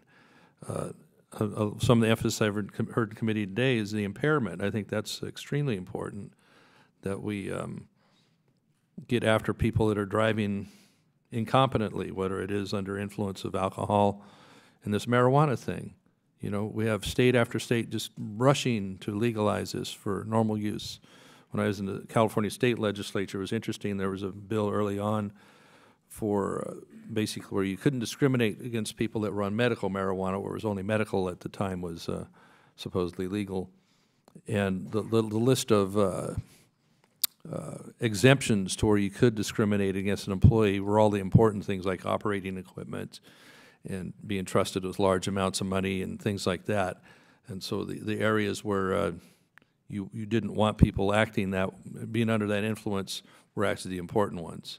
And so we have next to zero data on marijuana, yet there is research out there that I think we can point to that would start to get a baseline for what you could do with marijuana-influenced people, because everybody, I think, intuitively knows that marijuana influence does slow down your thinking ability and your ability to process more than one thing at a time. And people are amazing at how they can drive and think about 10 other things, you know, not necessarily good, but we see the distractions that are out there. We've got to do a lot more on the marijuana situation. But coming back to traffic that is flowing is happier traffic. And I mean, just around this town, one more example is that every single stoplight here seems like it's timed. You're sitting there for 60 seconds at 10 or 11 or midnight waiting for nothing, instead of the ones that have a sensor to allow you to go. And the amount of time you spend at stoplights and waiting for elevators in your life is really frustrating. But that said, in my own district in Northern California, an area that I share with Mr. Garamendi, we have Highway 70. It travels between basically, well, the key area we're talking about is Oroville and Marysville, you know, the Chico area. And we've had 40 deaths in that area just since 2010, what we have here. And that's a traffic flow issue. So many times you're pent up behind vehicles going 45 miles an hour. People get frustrated, they pass where they shouldn't. We have issues with the Oroville Dam spillway crisis and the evacuation there, the fires we've had in the area. We have a lot of frustration and a lot of pent-up traffic there. I just throw it to you, Ms. Homedy, and with Chief Brown, Mayor Jones. Wouldn't one of the greatest ways to improve is take away the frustration and allow traffic to flow and get these projects done rather than taking things, limiting people and frustrating more, please? Ms. Homedy. I think I might need a little bit more clarification on the question. Okay. I think most people want to see traffic flow, but we hear a lot about how to make it, how to impede what they're doing. What more emphasis, how can we greater emphasize traffic flow in our conversations? Well, part of it is road design, and we have to have road designer. Right now with road designers and engineers, the focus is on motor vehicle traffic, but not on the complete traffic, which is everything from pedestrians to bicyclists to everything on our nation's roads. So we have to have a comprehensive view on how we do road design from our traffic engineers. All right, well, roads designed in the 40s or 50s that are now accommodating triple the traffic, you know, that's the frustration. So, Chief Brown, what would you touch in on that with an urban area like you have? Well, I would add, actually, I'm very familiar with the area that you're from. I frankly grew up in Sacramento, so I know that area very well. My issue is that I think you need to have proper road design and you need to keep it current. That's balanced against whatever the competing issues are that you're looking at the local level in terms of design. It doesn't matter if it's an urban area or an external area. There are frustrations that take place within the driver's world based upon design, and sometimes it'll cause them to do things they would not ordinarily do, like blocking the box, following too close in an urban area, maybe crossing and passing when it's inappropriate. I've seen that from my own professional experience. Yeah, a left turn light that sits there red when there's nobody coming for a mile and you're waiting there for what, right? But it doesn't take away from that decision-making that individual has, whether or not to go into that direction, make that call, place themselves and others in jeopardy. And I think we also have to keep that in mind. It's a behavioral thing in most cases with the crashes that we see. Yeah, thank you. I'll yield back. Thank you, Madam Chairman.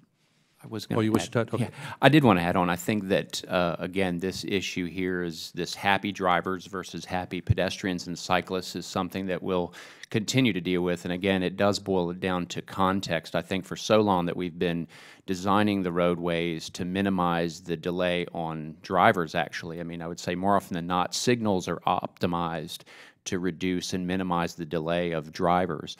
And sometimes that does come at the expense of pedestrians and cyclists. I would say, you know, we will talk about the frustration of, well, we have to add 3 seconds to that signal, but say there's a lady or a person that's trying to walk across the street to get to their destination, we may add 10 minutes to their delay because they have to walk down to the closest signalized intersection. So it's always going to be a balance there, and I think there's some contexts where certainly minimizing vehicular or allowing or maximizing vehicular throughput is going to be the most important thing we can do, but there are a lot of contexts, particularly in cities and urban areas, where we have to allow for greater accommodation of pedestrians. I need to yield back. Thank you.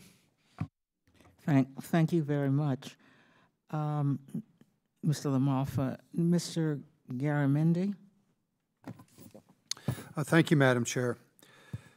Mr. Smith, in your testimony, you emphasized the need for us to build a true culture of safety. Are there any areas in the traffic safety where you've seen success in doing this? If so, how can we translate those lessons to a broader cultural shift towards roadway safety habits? Through our chairmanship of the Road to Zero Coalition, we've been able to provide Thank you. We've been able to provide grants to local communities and through different organizations that have innovation and bringing it through the forefront. We've seen some of the local communities integrate some of these grant dollars in a way that has addressed some of their key pain points. But what they've done is brought the community together as part of solving the solution.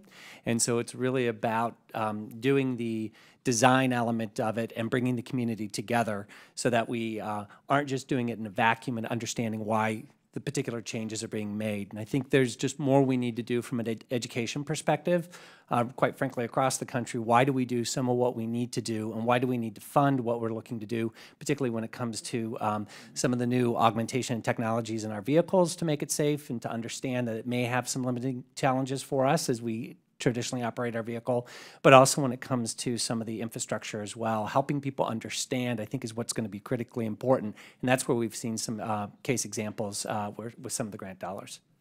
I remember an example of that in California, Mothers Against Drunk Driving, the effort they made some 30 years ago. I think you were in Stockton at the time, Chief, maybe as a young child.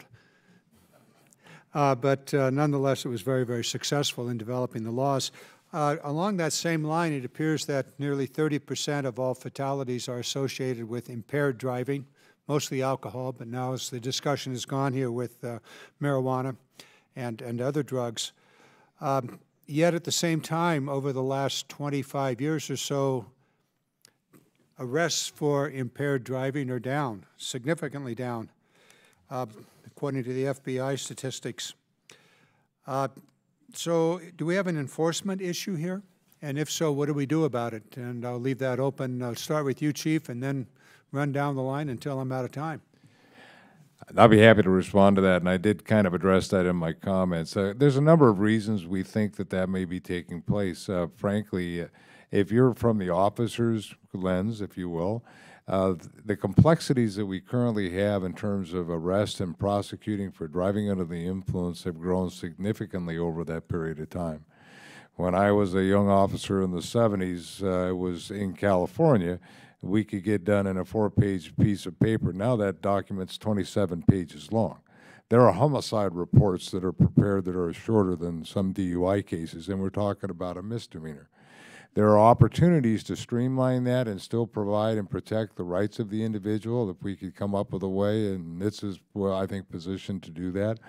The other piece is the competing interests and demands on law enforcement. Right now, law enforcement is challenged in ways that it was not challenged 25 years ago. If you go out in a patrol car today, you will see officers responding to calls that they did not respond to 25 years ago. So they don't have that discretion because they don't have that ability and that time, if you will, the opportunity to engage in it. If you'll excuse me for a second, because I'm going to be out of time in a moment, but then the issue is really a lack of enforcement. Many reasons for that, but is it really an enforcement issue that we need the police to be enforcing these laws? I think it gets down to capacity more than anything else. Okay, so that's, again, capacity. Mrs. Ahomade? It's also a training issue. We, in a recent accident investigation that we looked at in Concan, Texas, we saw some issues with the training of law enforcement. Basic training for law enforcement is standardized field sobriety testing. But NHTSA has a couple of great programs called the Advanced Roadside Impaired Driving Enforcement Program, or ARIDE, which provides 16 hours of training for law enforcement officials, and the Drug Recognition Expert Training, which is substantially more, 72 hours of classroom training and 60 hours of field training.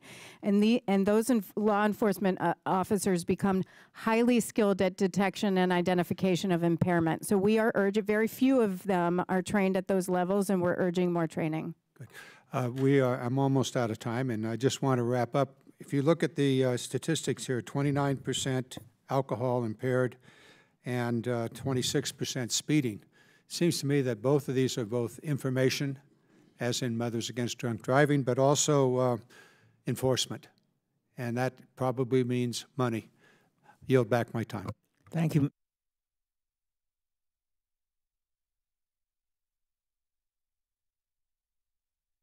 This is something, two subjects that I'm very passionate about, bicycles and motorcycles. In fact, my friends say, what are you going to ride today, Troy, a bike or a motorcycle? So thank you all, and I appreciate some of your testimony that I've heard. Mr. Sewell, my first question for you is, and taking the time for being here today, and I appreciate the need for adequate safety and protections for our fellow bikers.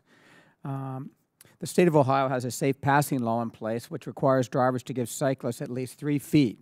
I co-sponsored that, and really tried to raise awareness of that. In your experience, and that law has passed in the last General Assembly, in your experience, how has the implementation of such laws impacted bike safety is the first question. If you would follow up with that, do you believe the common driver might be aware of such laws? I have an answer for that, and I think you know that response, but I'd love to hear yours. And if not, how can we improve the awareness? Absolutely. Well, and first and foremost, I appreciate your support for the 3-foot passing law. I think it's an important law, but it's also coupled directly with education. I think you're correct. If I'm assuming your response to that second part of your question, it's important when drivers are educated about what it means. And I think there's some great demonstrations that you can help to educate drivers about what it means if you're a cyclist and you get buzzed. How terrifying that can be. I'm a biker too, of course, and so I've been in Columbus and I've biked around, and I remember hearing when that came through, it's a great idea to have that, but it has to be coupled with education. Totally agree with that. I appreciate your response, and I'd love to work with you in trying to figure out how we can address that issue and make sure that drivers are aware of it, and they'd love to see how close they can get those mirrors to us on the road. So. My next question is for Mrs. Hamady, and thank you very much for being here in your testimony. My other passion with the motorcycles. In your testimony, you mentioned your safety report from the 2018 regarding motorcycle crashes and recommendations for improving prevention, such as the need for enhanced braking and stability control systems on motorcycles. I myself have a Model 2007 that already had that anti-lock brake system on it, but also the controlled traction. I mean, it's similar to what you're talking about with the stability control.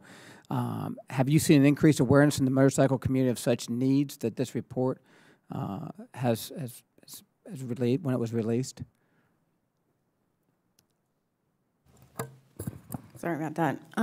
Yes, we agree that we need anti-lock braking and stability control systems, and we recommend that they be standard on all motorcycles, and that, again, safety is not a luxury, and we don't feel that motorcyclists or auto drivers should have to pay more for vehicles for safe technology. And so we recommend that they be included in all, standard on all motorcycles. Most manufacturers today, just so you know, are making it standard. And the 2007 BMW that I have it was standard equipment with the anti-lock brakes. Now, to touch on that though, and I've done all the motorcycle training all the way through. At one time, I was even going to be an instructor, and that's kind of what's going to lead me to that. But the one place I got to try that anti-lock brakes, I mean, it's one thing to do it in a car, but anti-lock brakes on a motorcycle are completely different than they are a car. Mm-hmm. So I don't think we have the pleasure of allowing motorcyclists to enact that anti-lock brake system to actually see what it's going to do. So I'm going to try to encourage more and more manufacturers to offer their own input training. But I get an email every week on motorcycle training and the lack of instructors. How can we encourage to get more members of the motorcycle community, and anybody can answer this, to come out and help us with I mean, whether it's a free oil change from, I mean, I don't know what that, but do you all have any ideas how we can encourage more motorcycle instructors to participate and help us train fellow motorcyclists? Yeah. I mean, from our standpoint, when it comes to safety, and I was just in Connecticut testifying on the importance of motorcycle safety, and talked to some of the motorcyclists, and I think it is crucial to encourage them to get more training and to have more instructors. And I think from NTSB's standpoint, it's just getting out there and encouraging people to improve safety and motorcycle safety, and trying to encourage them to get adequate training. My time is up, but I'd love to continue this conversation. I yield back. Or go ahead, sir. I just wanted to add more Harley-Davidson dealerships offering incentives for the instructors to come out. If you don't mind, I did want to talk about the 3-foot rule, if that's possible. Time has expired. Okay. Mr. Lowenthal? Thank you, Madam Chair. You know, I'm struck by reports that individuals with obstructive sleep apnea are twice as likely to have to be involved in motor vehicle accidents than are the general public, and we know that interventions like CPAPs can dramatically reduce the incidence of these accidents. I raise this because within the last 6 months, one morning my wife says to me, "You know what, Alan, you're not breathing at night." I said, "I don't know. What are you talking about? I'm breathing at night." She said, "No, I timed it. I woke up you go sometimes 7, 8 seconds without breathing." So I went to George Washington and had a screening and found out I have serious sleep apnea, which I was not even aware of. And I will tell you, by using a CPAP, I am much more alert. That's why I can ask you questions now. I never would have been able to ask any of these questions. So the reason I raise this is for years that the NTSB and other stakeholders have been concerned that federal agencies haven't implemented clear guidelines to ensure drivers and other transportation workers are screened for sleep apnea.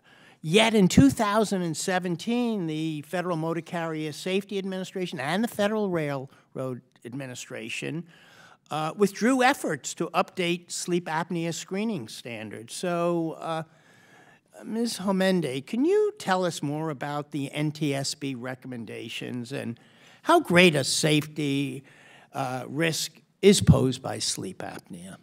It's a significant issue, and as you said, so my husband has sleep apnea. I didn't even know it. Me too. Until I told him I was tired of him snoring and he had to go get help.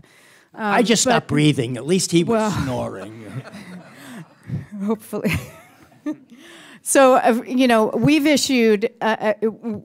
investigated a number of accidents involving fatigued drivers, whether it's in motor vehicles or large trucks or also in the rail industry with operators of trains. And we've issued a number of recommendations, and I don't know if this is, sorry. We've issued a number of recommendations on the screening, diagnosis, and treatment for sleep disorders like sleep apnea. I do know that some of the carriers and the railroads are doing some of that, but without a rulemaking, it won't occur industry-wide. So we are pushing that FMCSA and FRA adequately address this and issue a rulemaking to require screening, diagnosis, and treatment. Well, thank you. I'm going to ask Mr. Smith, what's your perspective at the National Safety Council? Sure. Well, you know, we know that according to the AAA, over 328,000 driving crashes happen every year.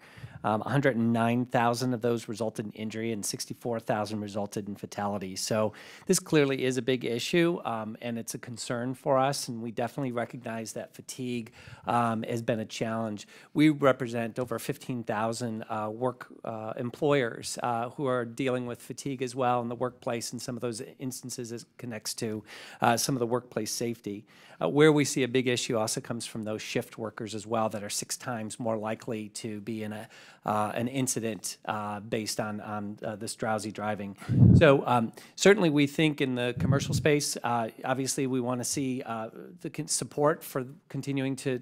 And so I don't have a lot of time, so I want to ask you, so you do not support the withdrawing of efforts by the FMCSA or FRA. They just withdrew this.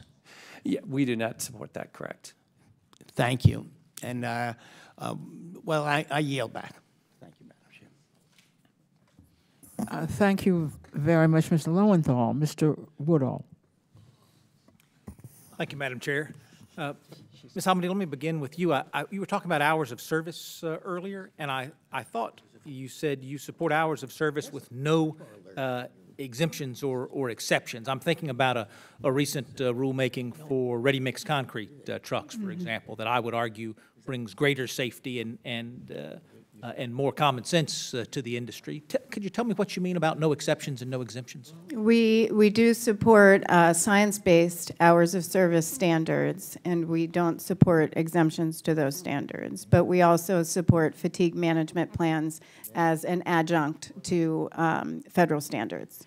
And when I'm talking to dispatchers, they will say, Rob, I'm going to do what I have to do to fit within federal hours of service, but I know the guy I'm sending out is worn out, but I can't. I don't have the flexibility to let him do something different that works with his schedule and his needs. If he feels tired, he still has to stay on the road, because if he doesn't, he's not going to get his hours in today.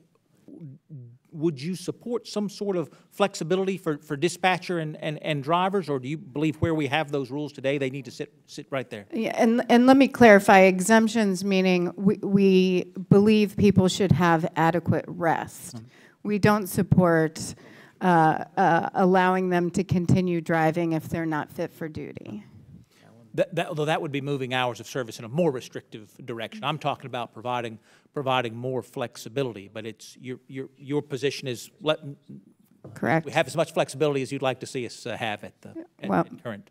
We would not support less off-duty time and more work time. Okay. That's correct. Well, I have a 12 o'clock. Thinking about some of the opportunities to partner with industry and safety. There's been some conversation about speed limiters today. There's been some conversation about moving trucks onto interstates. I don't believe we have to have a winner and a loser in a safety conversation. It's just all win-win-win, right? We're all moving in the right direction.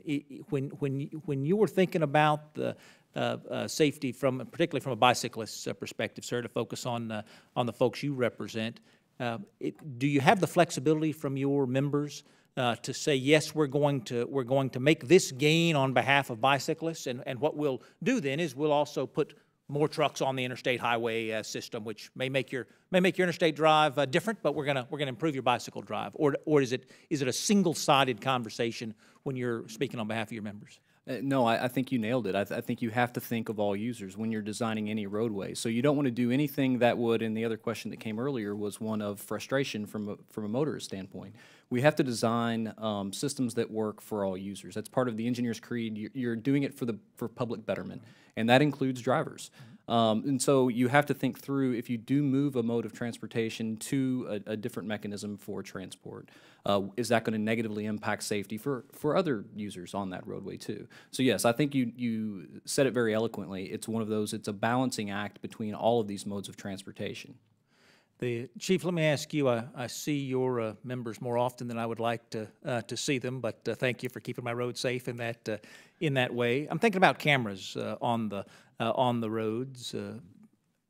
Do we utilize those cameras to also enforce our distracted driving and our seatbelt regulations?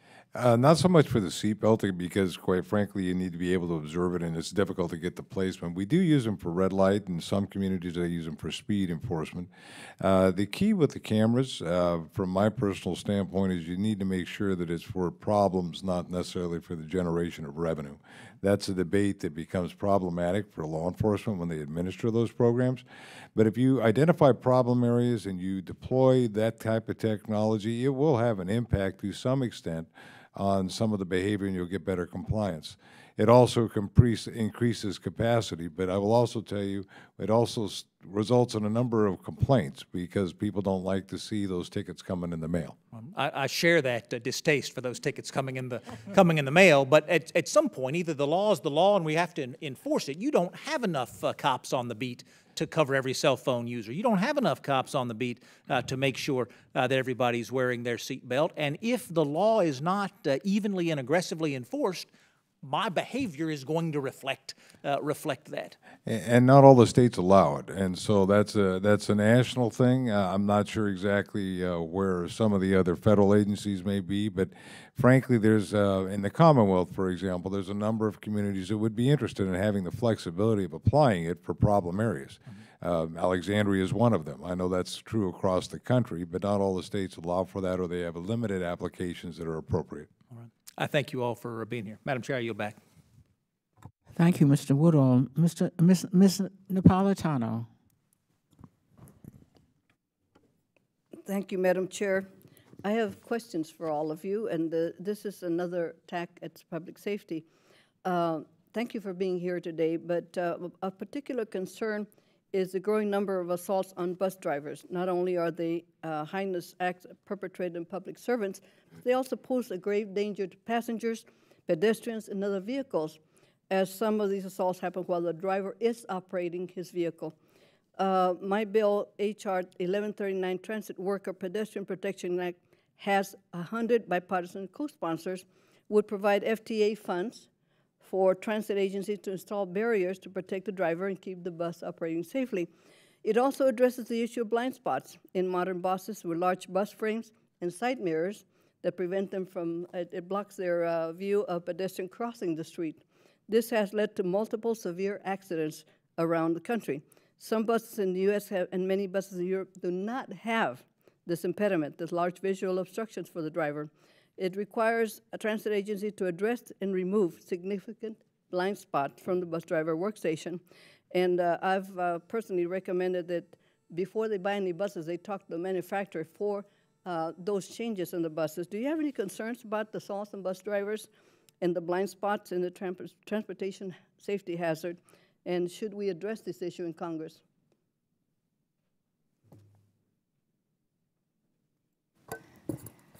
Thank you, Chairwoman. I appreciate the question. The NTSB has not looked at assaults on rail or transit operators, but any injury or fatality is a concern to us, of course. We have issued recommendations on collision avoidance systems like automatic emergency braking or forward collision avoidance, which could help with other issues, but we haven't specifically looked at the particular issue you're talking about. Would you mind looking at it? We had Absolutely. People coming, bus drivers, actually tell us all the heinous acts committed on them. Yes, in fact, we're meeting with a few folks in a few days on that. Ms. Napolitano, from the standpoint of just being a cop, that's a felony, it's a criminal act, and that always causes us concern. The implications for that, should the driver be operating a bus, are huge, because there's implications for all the passengers that are maybe on that bus, let alone the size difference on the vehicles. There are some communities that have had problems in that area. Not everyone has that same kind of a problem that I could see from the stats. We've actually looked at that a little bit as it applies to the National Capital Region to see if it had implications for us in our city. But the potential jeopardy for the community is huge that's on that bus. Thank you. I think the transportation of the future certainly relies on multimodal, integrating how does transit operate with other sources, pedestrian, bikes, and regular vehicles.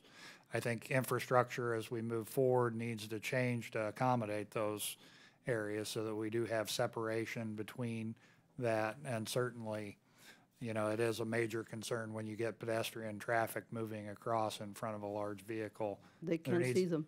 There needs to be there's a concern there that they need to be able to integrate with each other. Anybody else? Well, it is a problem. I've met with the Los Angeles Transportation Department, and they tell me, I met with the drivers, and they tell me that's happened more often than not, especially on routes that are in neighborhoods that are questionable, and especially if they have new drivers assigned to those areas that are less than knowledgeable about the area. There's another question I'd like to have, Mr. Sewell. Your testimony talks about the importance of designing the built environment, though policies such as complete streets to consider all road users. You note that engineering is moving to a safe system approach to design infrastructure. Is the federal highway policy currently set up to advance a systems approach and related policies, or do we need to make adjustments to ensure the states and cities design projects that prioritize safety?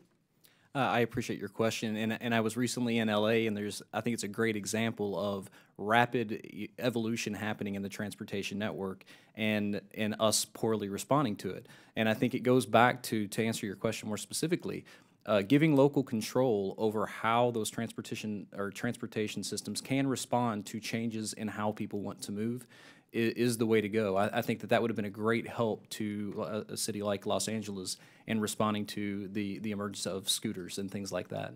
Well, thank you for the answer. One of the things I would recommend, especially in California, you have the public access system, and you talk about information training for the public, like in motorcycle training.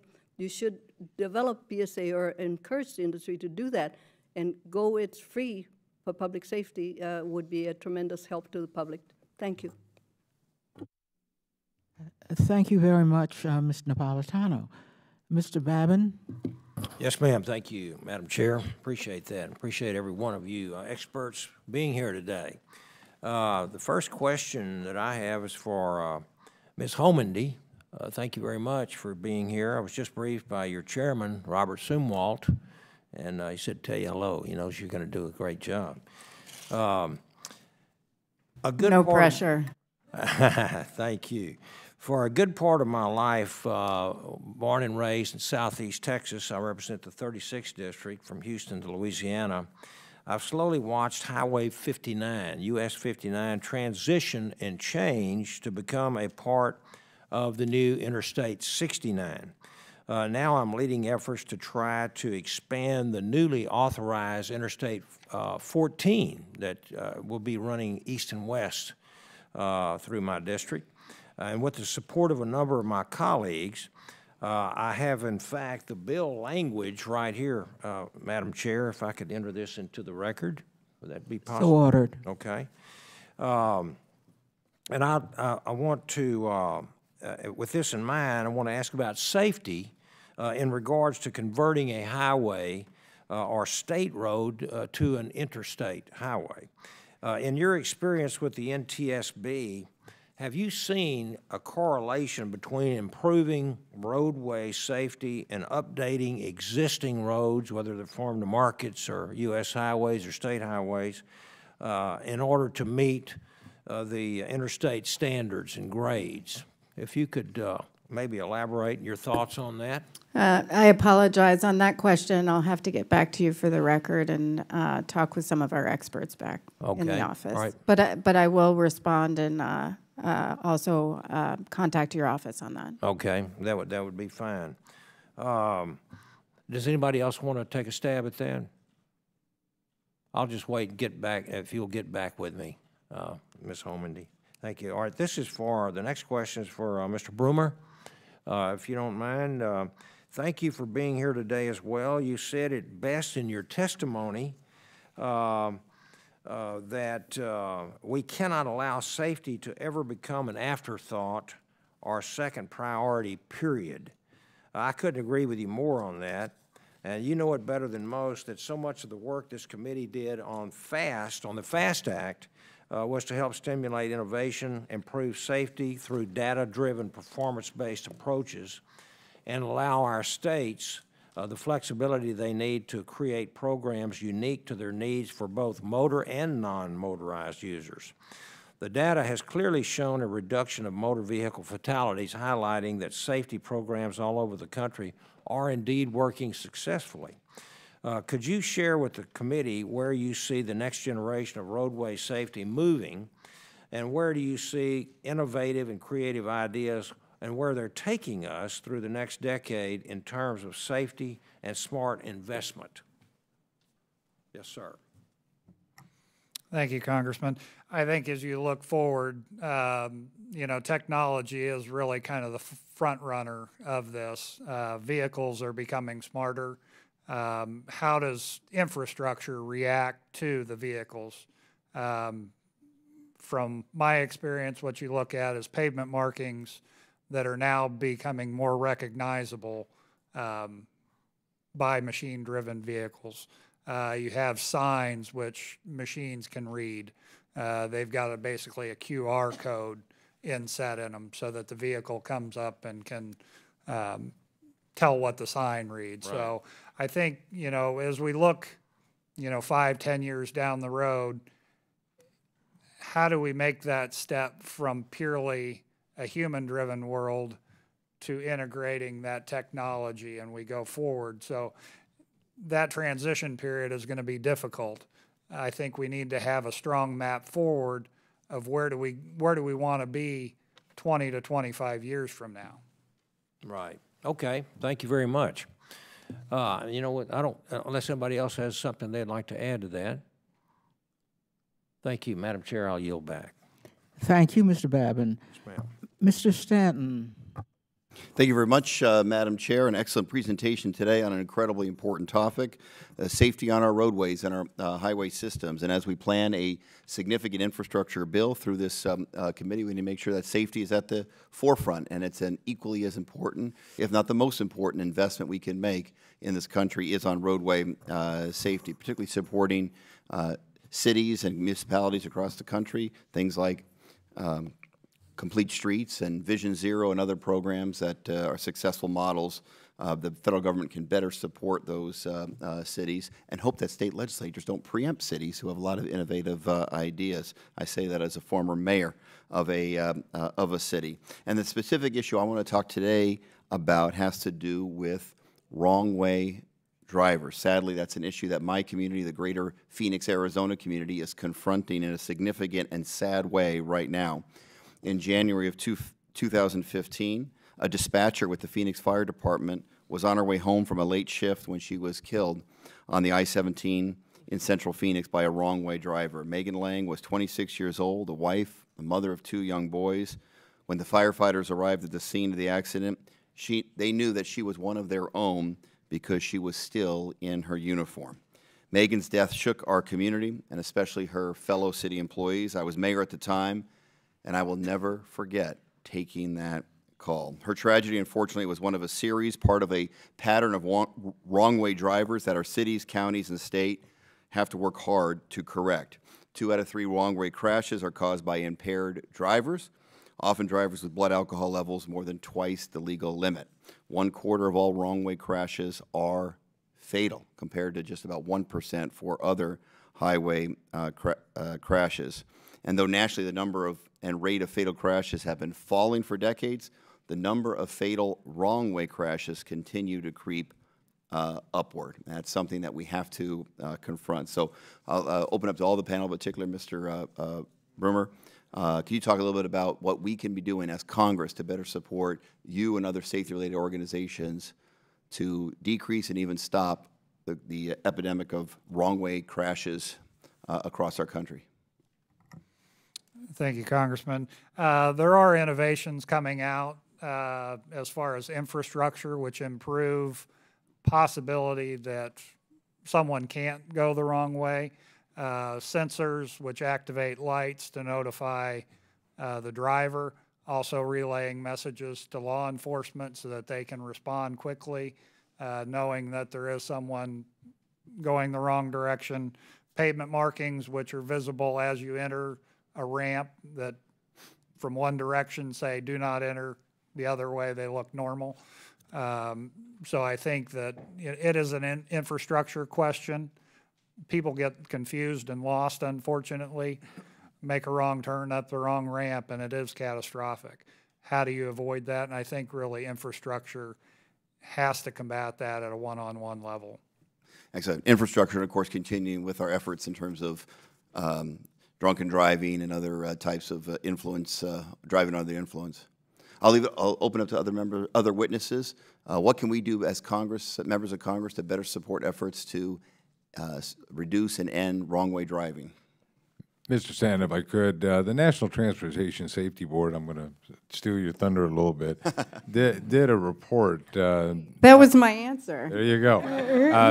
Don Carroll was the one that authored it for it. He used to be with the California Highway Patrol, did a work on wrong-way drivers. And most cops know that you have a disorientation issue, and largely it comes from impairment of some level. And also it comes with, to some extent, with people who have developed some kind of limiting capability with their mind. There are ways to deal with that as interventions. MAD has the interlock, they've been promoting the ignition interlock as an example. There are other ways to deal with the impairment issues so that those people don't get in a car and drive. As far as the issues involving capacity, mental capacity, that's where the DMVs can come in and try to deal with those issues, and certainly that would be within the purview of an authorization act should that be an issue.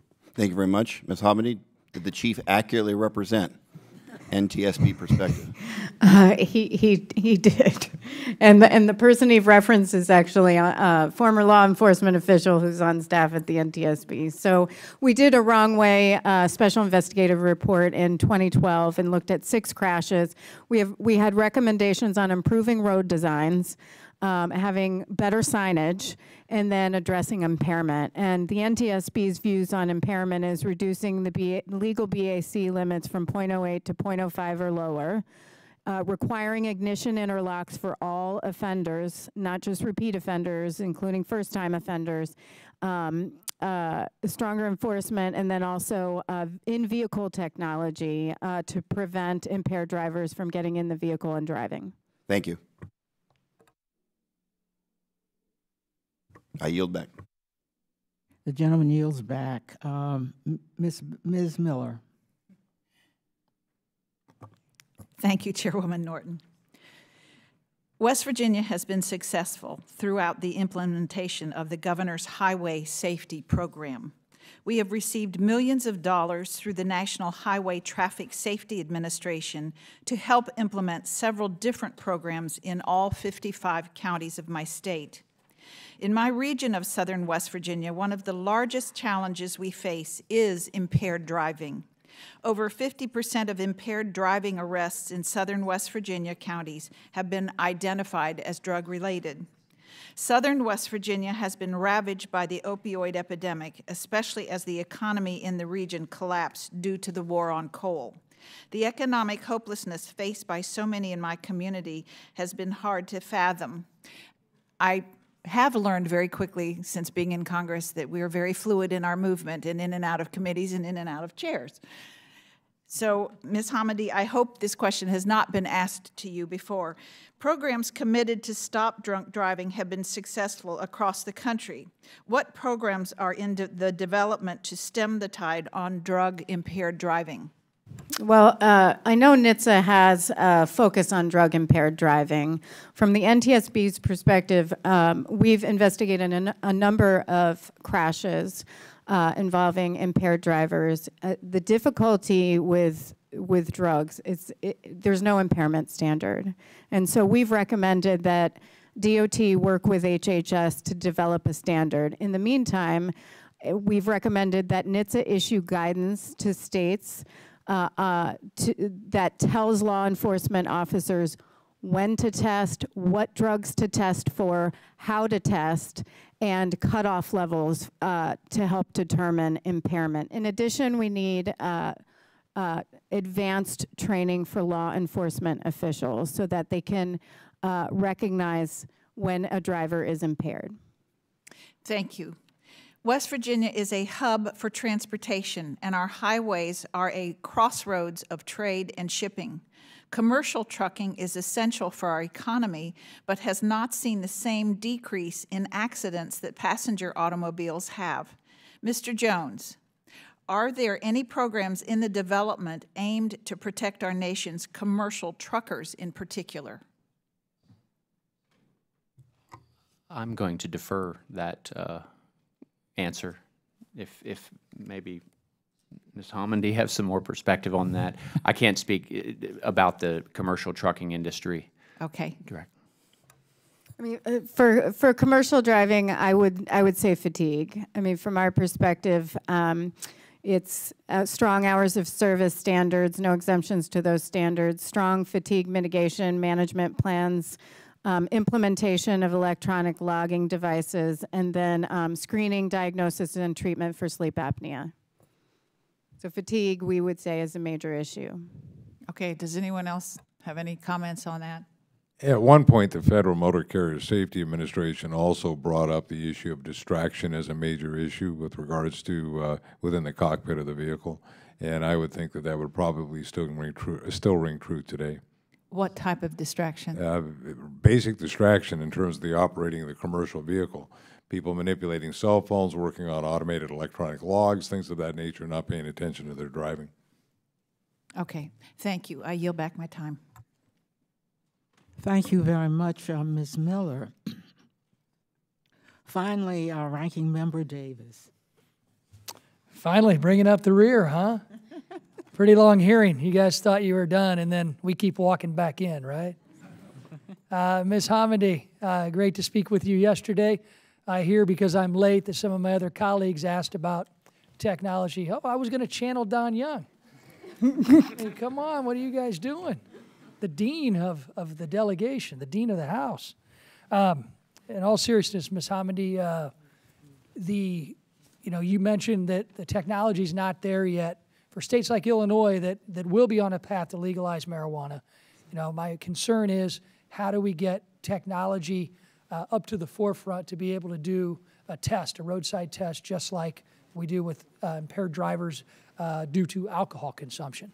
And you mentioned in your response that the technology is not here yet, but others are working on it, right? Do you have anything else to add? Right. We've recommended that DOT and HHS work together to provide additional testing mechanisms like oral fluid testing and hair testing.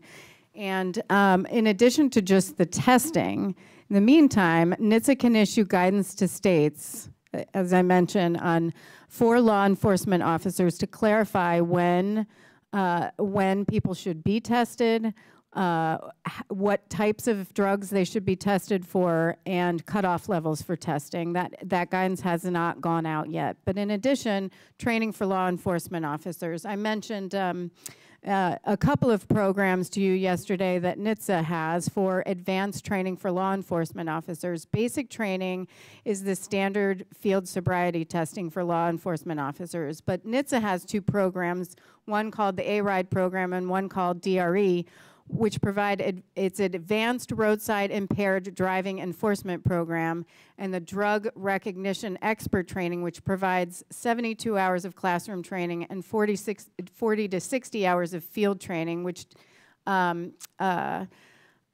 makes them highly skilled at detection and identification of impairment. And very few officers are trained at those levels, so we encourage additional training. Right, thank you. And I apologize, my team forgot the WWE belt I promised you yesterday. I was hoping to wear it for my opening statement. My apologies to you and your entire team. Chief, first off, I want to say thank you. And if you could please relay my thanks to many of my teammates for the courageous actions of your three officers who saved us all one fateful morning in Alexandria a few years ago. So thank you for that, and please, again, relay our thanks to them. I don't think they get enough credit for that. Thank you, sir. I will. Thank you. In my home state of Illinois, Chief, we have had 15 officers struck this year already while outside of their vehicles. We have a law called Scott's Law in Illinois that protects our law enforcement officials, our Good Samaritans, and even our tow truck drivers who are on the side of the roadways trying to help motorists who are stranded. We are looking to expand Scott's Law in Illinois. And I noticed this isn't a law in every state. What type of activities would you recommend we do at the national level to stop the carnage that we've seen of our law enforcement officers and our Good Samaritans and tow truck drivers that we're seeing in Illinois? Well, actually, NHTSA has actually taken a position of supporting the move over, at least in concept. But you're right, there's a lot of differences between the states. My former agency, the California Highway Patrol, just lost a sergeant just a couple days ago over this very same thing. That's actually a disincentive in some cases for law enforcement to engage in traffic safety, because oftentimes they're exposed when they go out there. And so any way we can protect the highway worker, and that's not just the cop and the tow truck officers, in many cases the person from DOT who's working on the road to repair a roadway is paramount. It's a paramount issue. Move over laws work. They're difficult to enforce sometimes because, you know, usually there's congestion or other issues around it. But if you can get some level of compliance, it provides a buffer, and I think that would be appropriate to put in to some authorization to encourage that at some point. Well, thank you. This is something that we have not experienced at this level in my home state before. It's happened for many years, and it's something that obviously we need to address, especially with distracted driving and other issues that have caused these terrible, tragic accidents, especially in the wake of technology and technological advances in our automobiles. Yeah.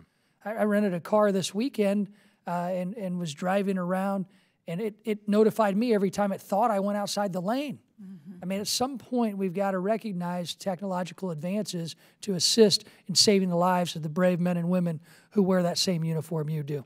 Thank you for your time to each and every one of you, and I yield back no time that I have. I want to thank the ranking member, and I particularly want to thank all of you who've come. You have given us new information. You have given us very helpful information on a very serious subject where our country is badly in need of the contributions you have made today. I ask unanimous consent that the record of today's hearing remain open until such time as our witnesses have provided answers to any questions that may have been submitted in writing. And I ask unanimous consent that the record remain open for 15 days. For any additional comments and information submitted by members or witnesses to be included in the record of today's hearing. Without objection, so ordered. This hearing is adjourned. Thank you very much.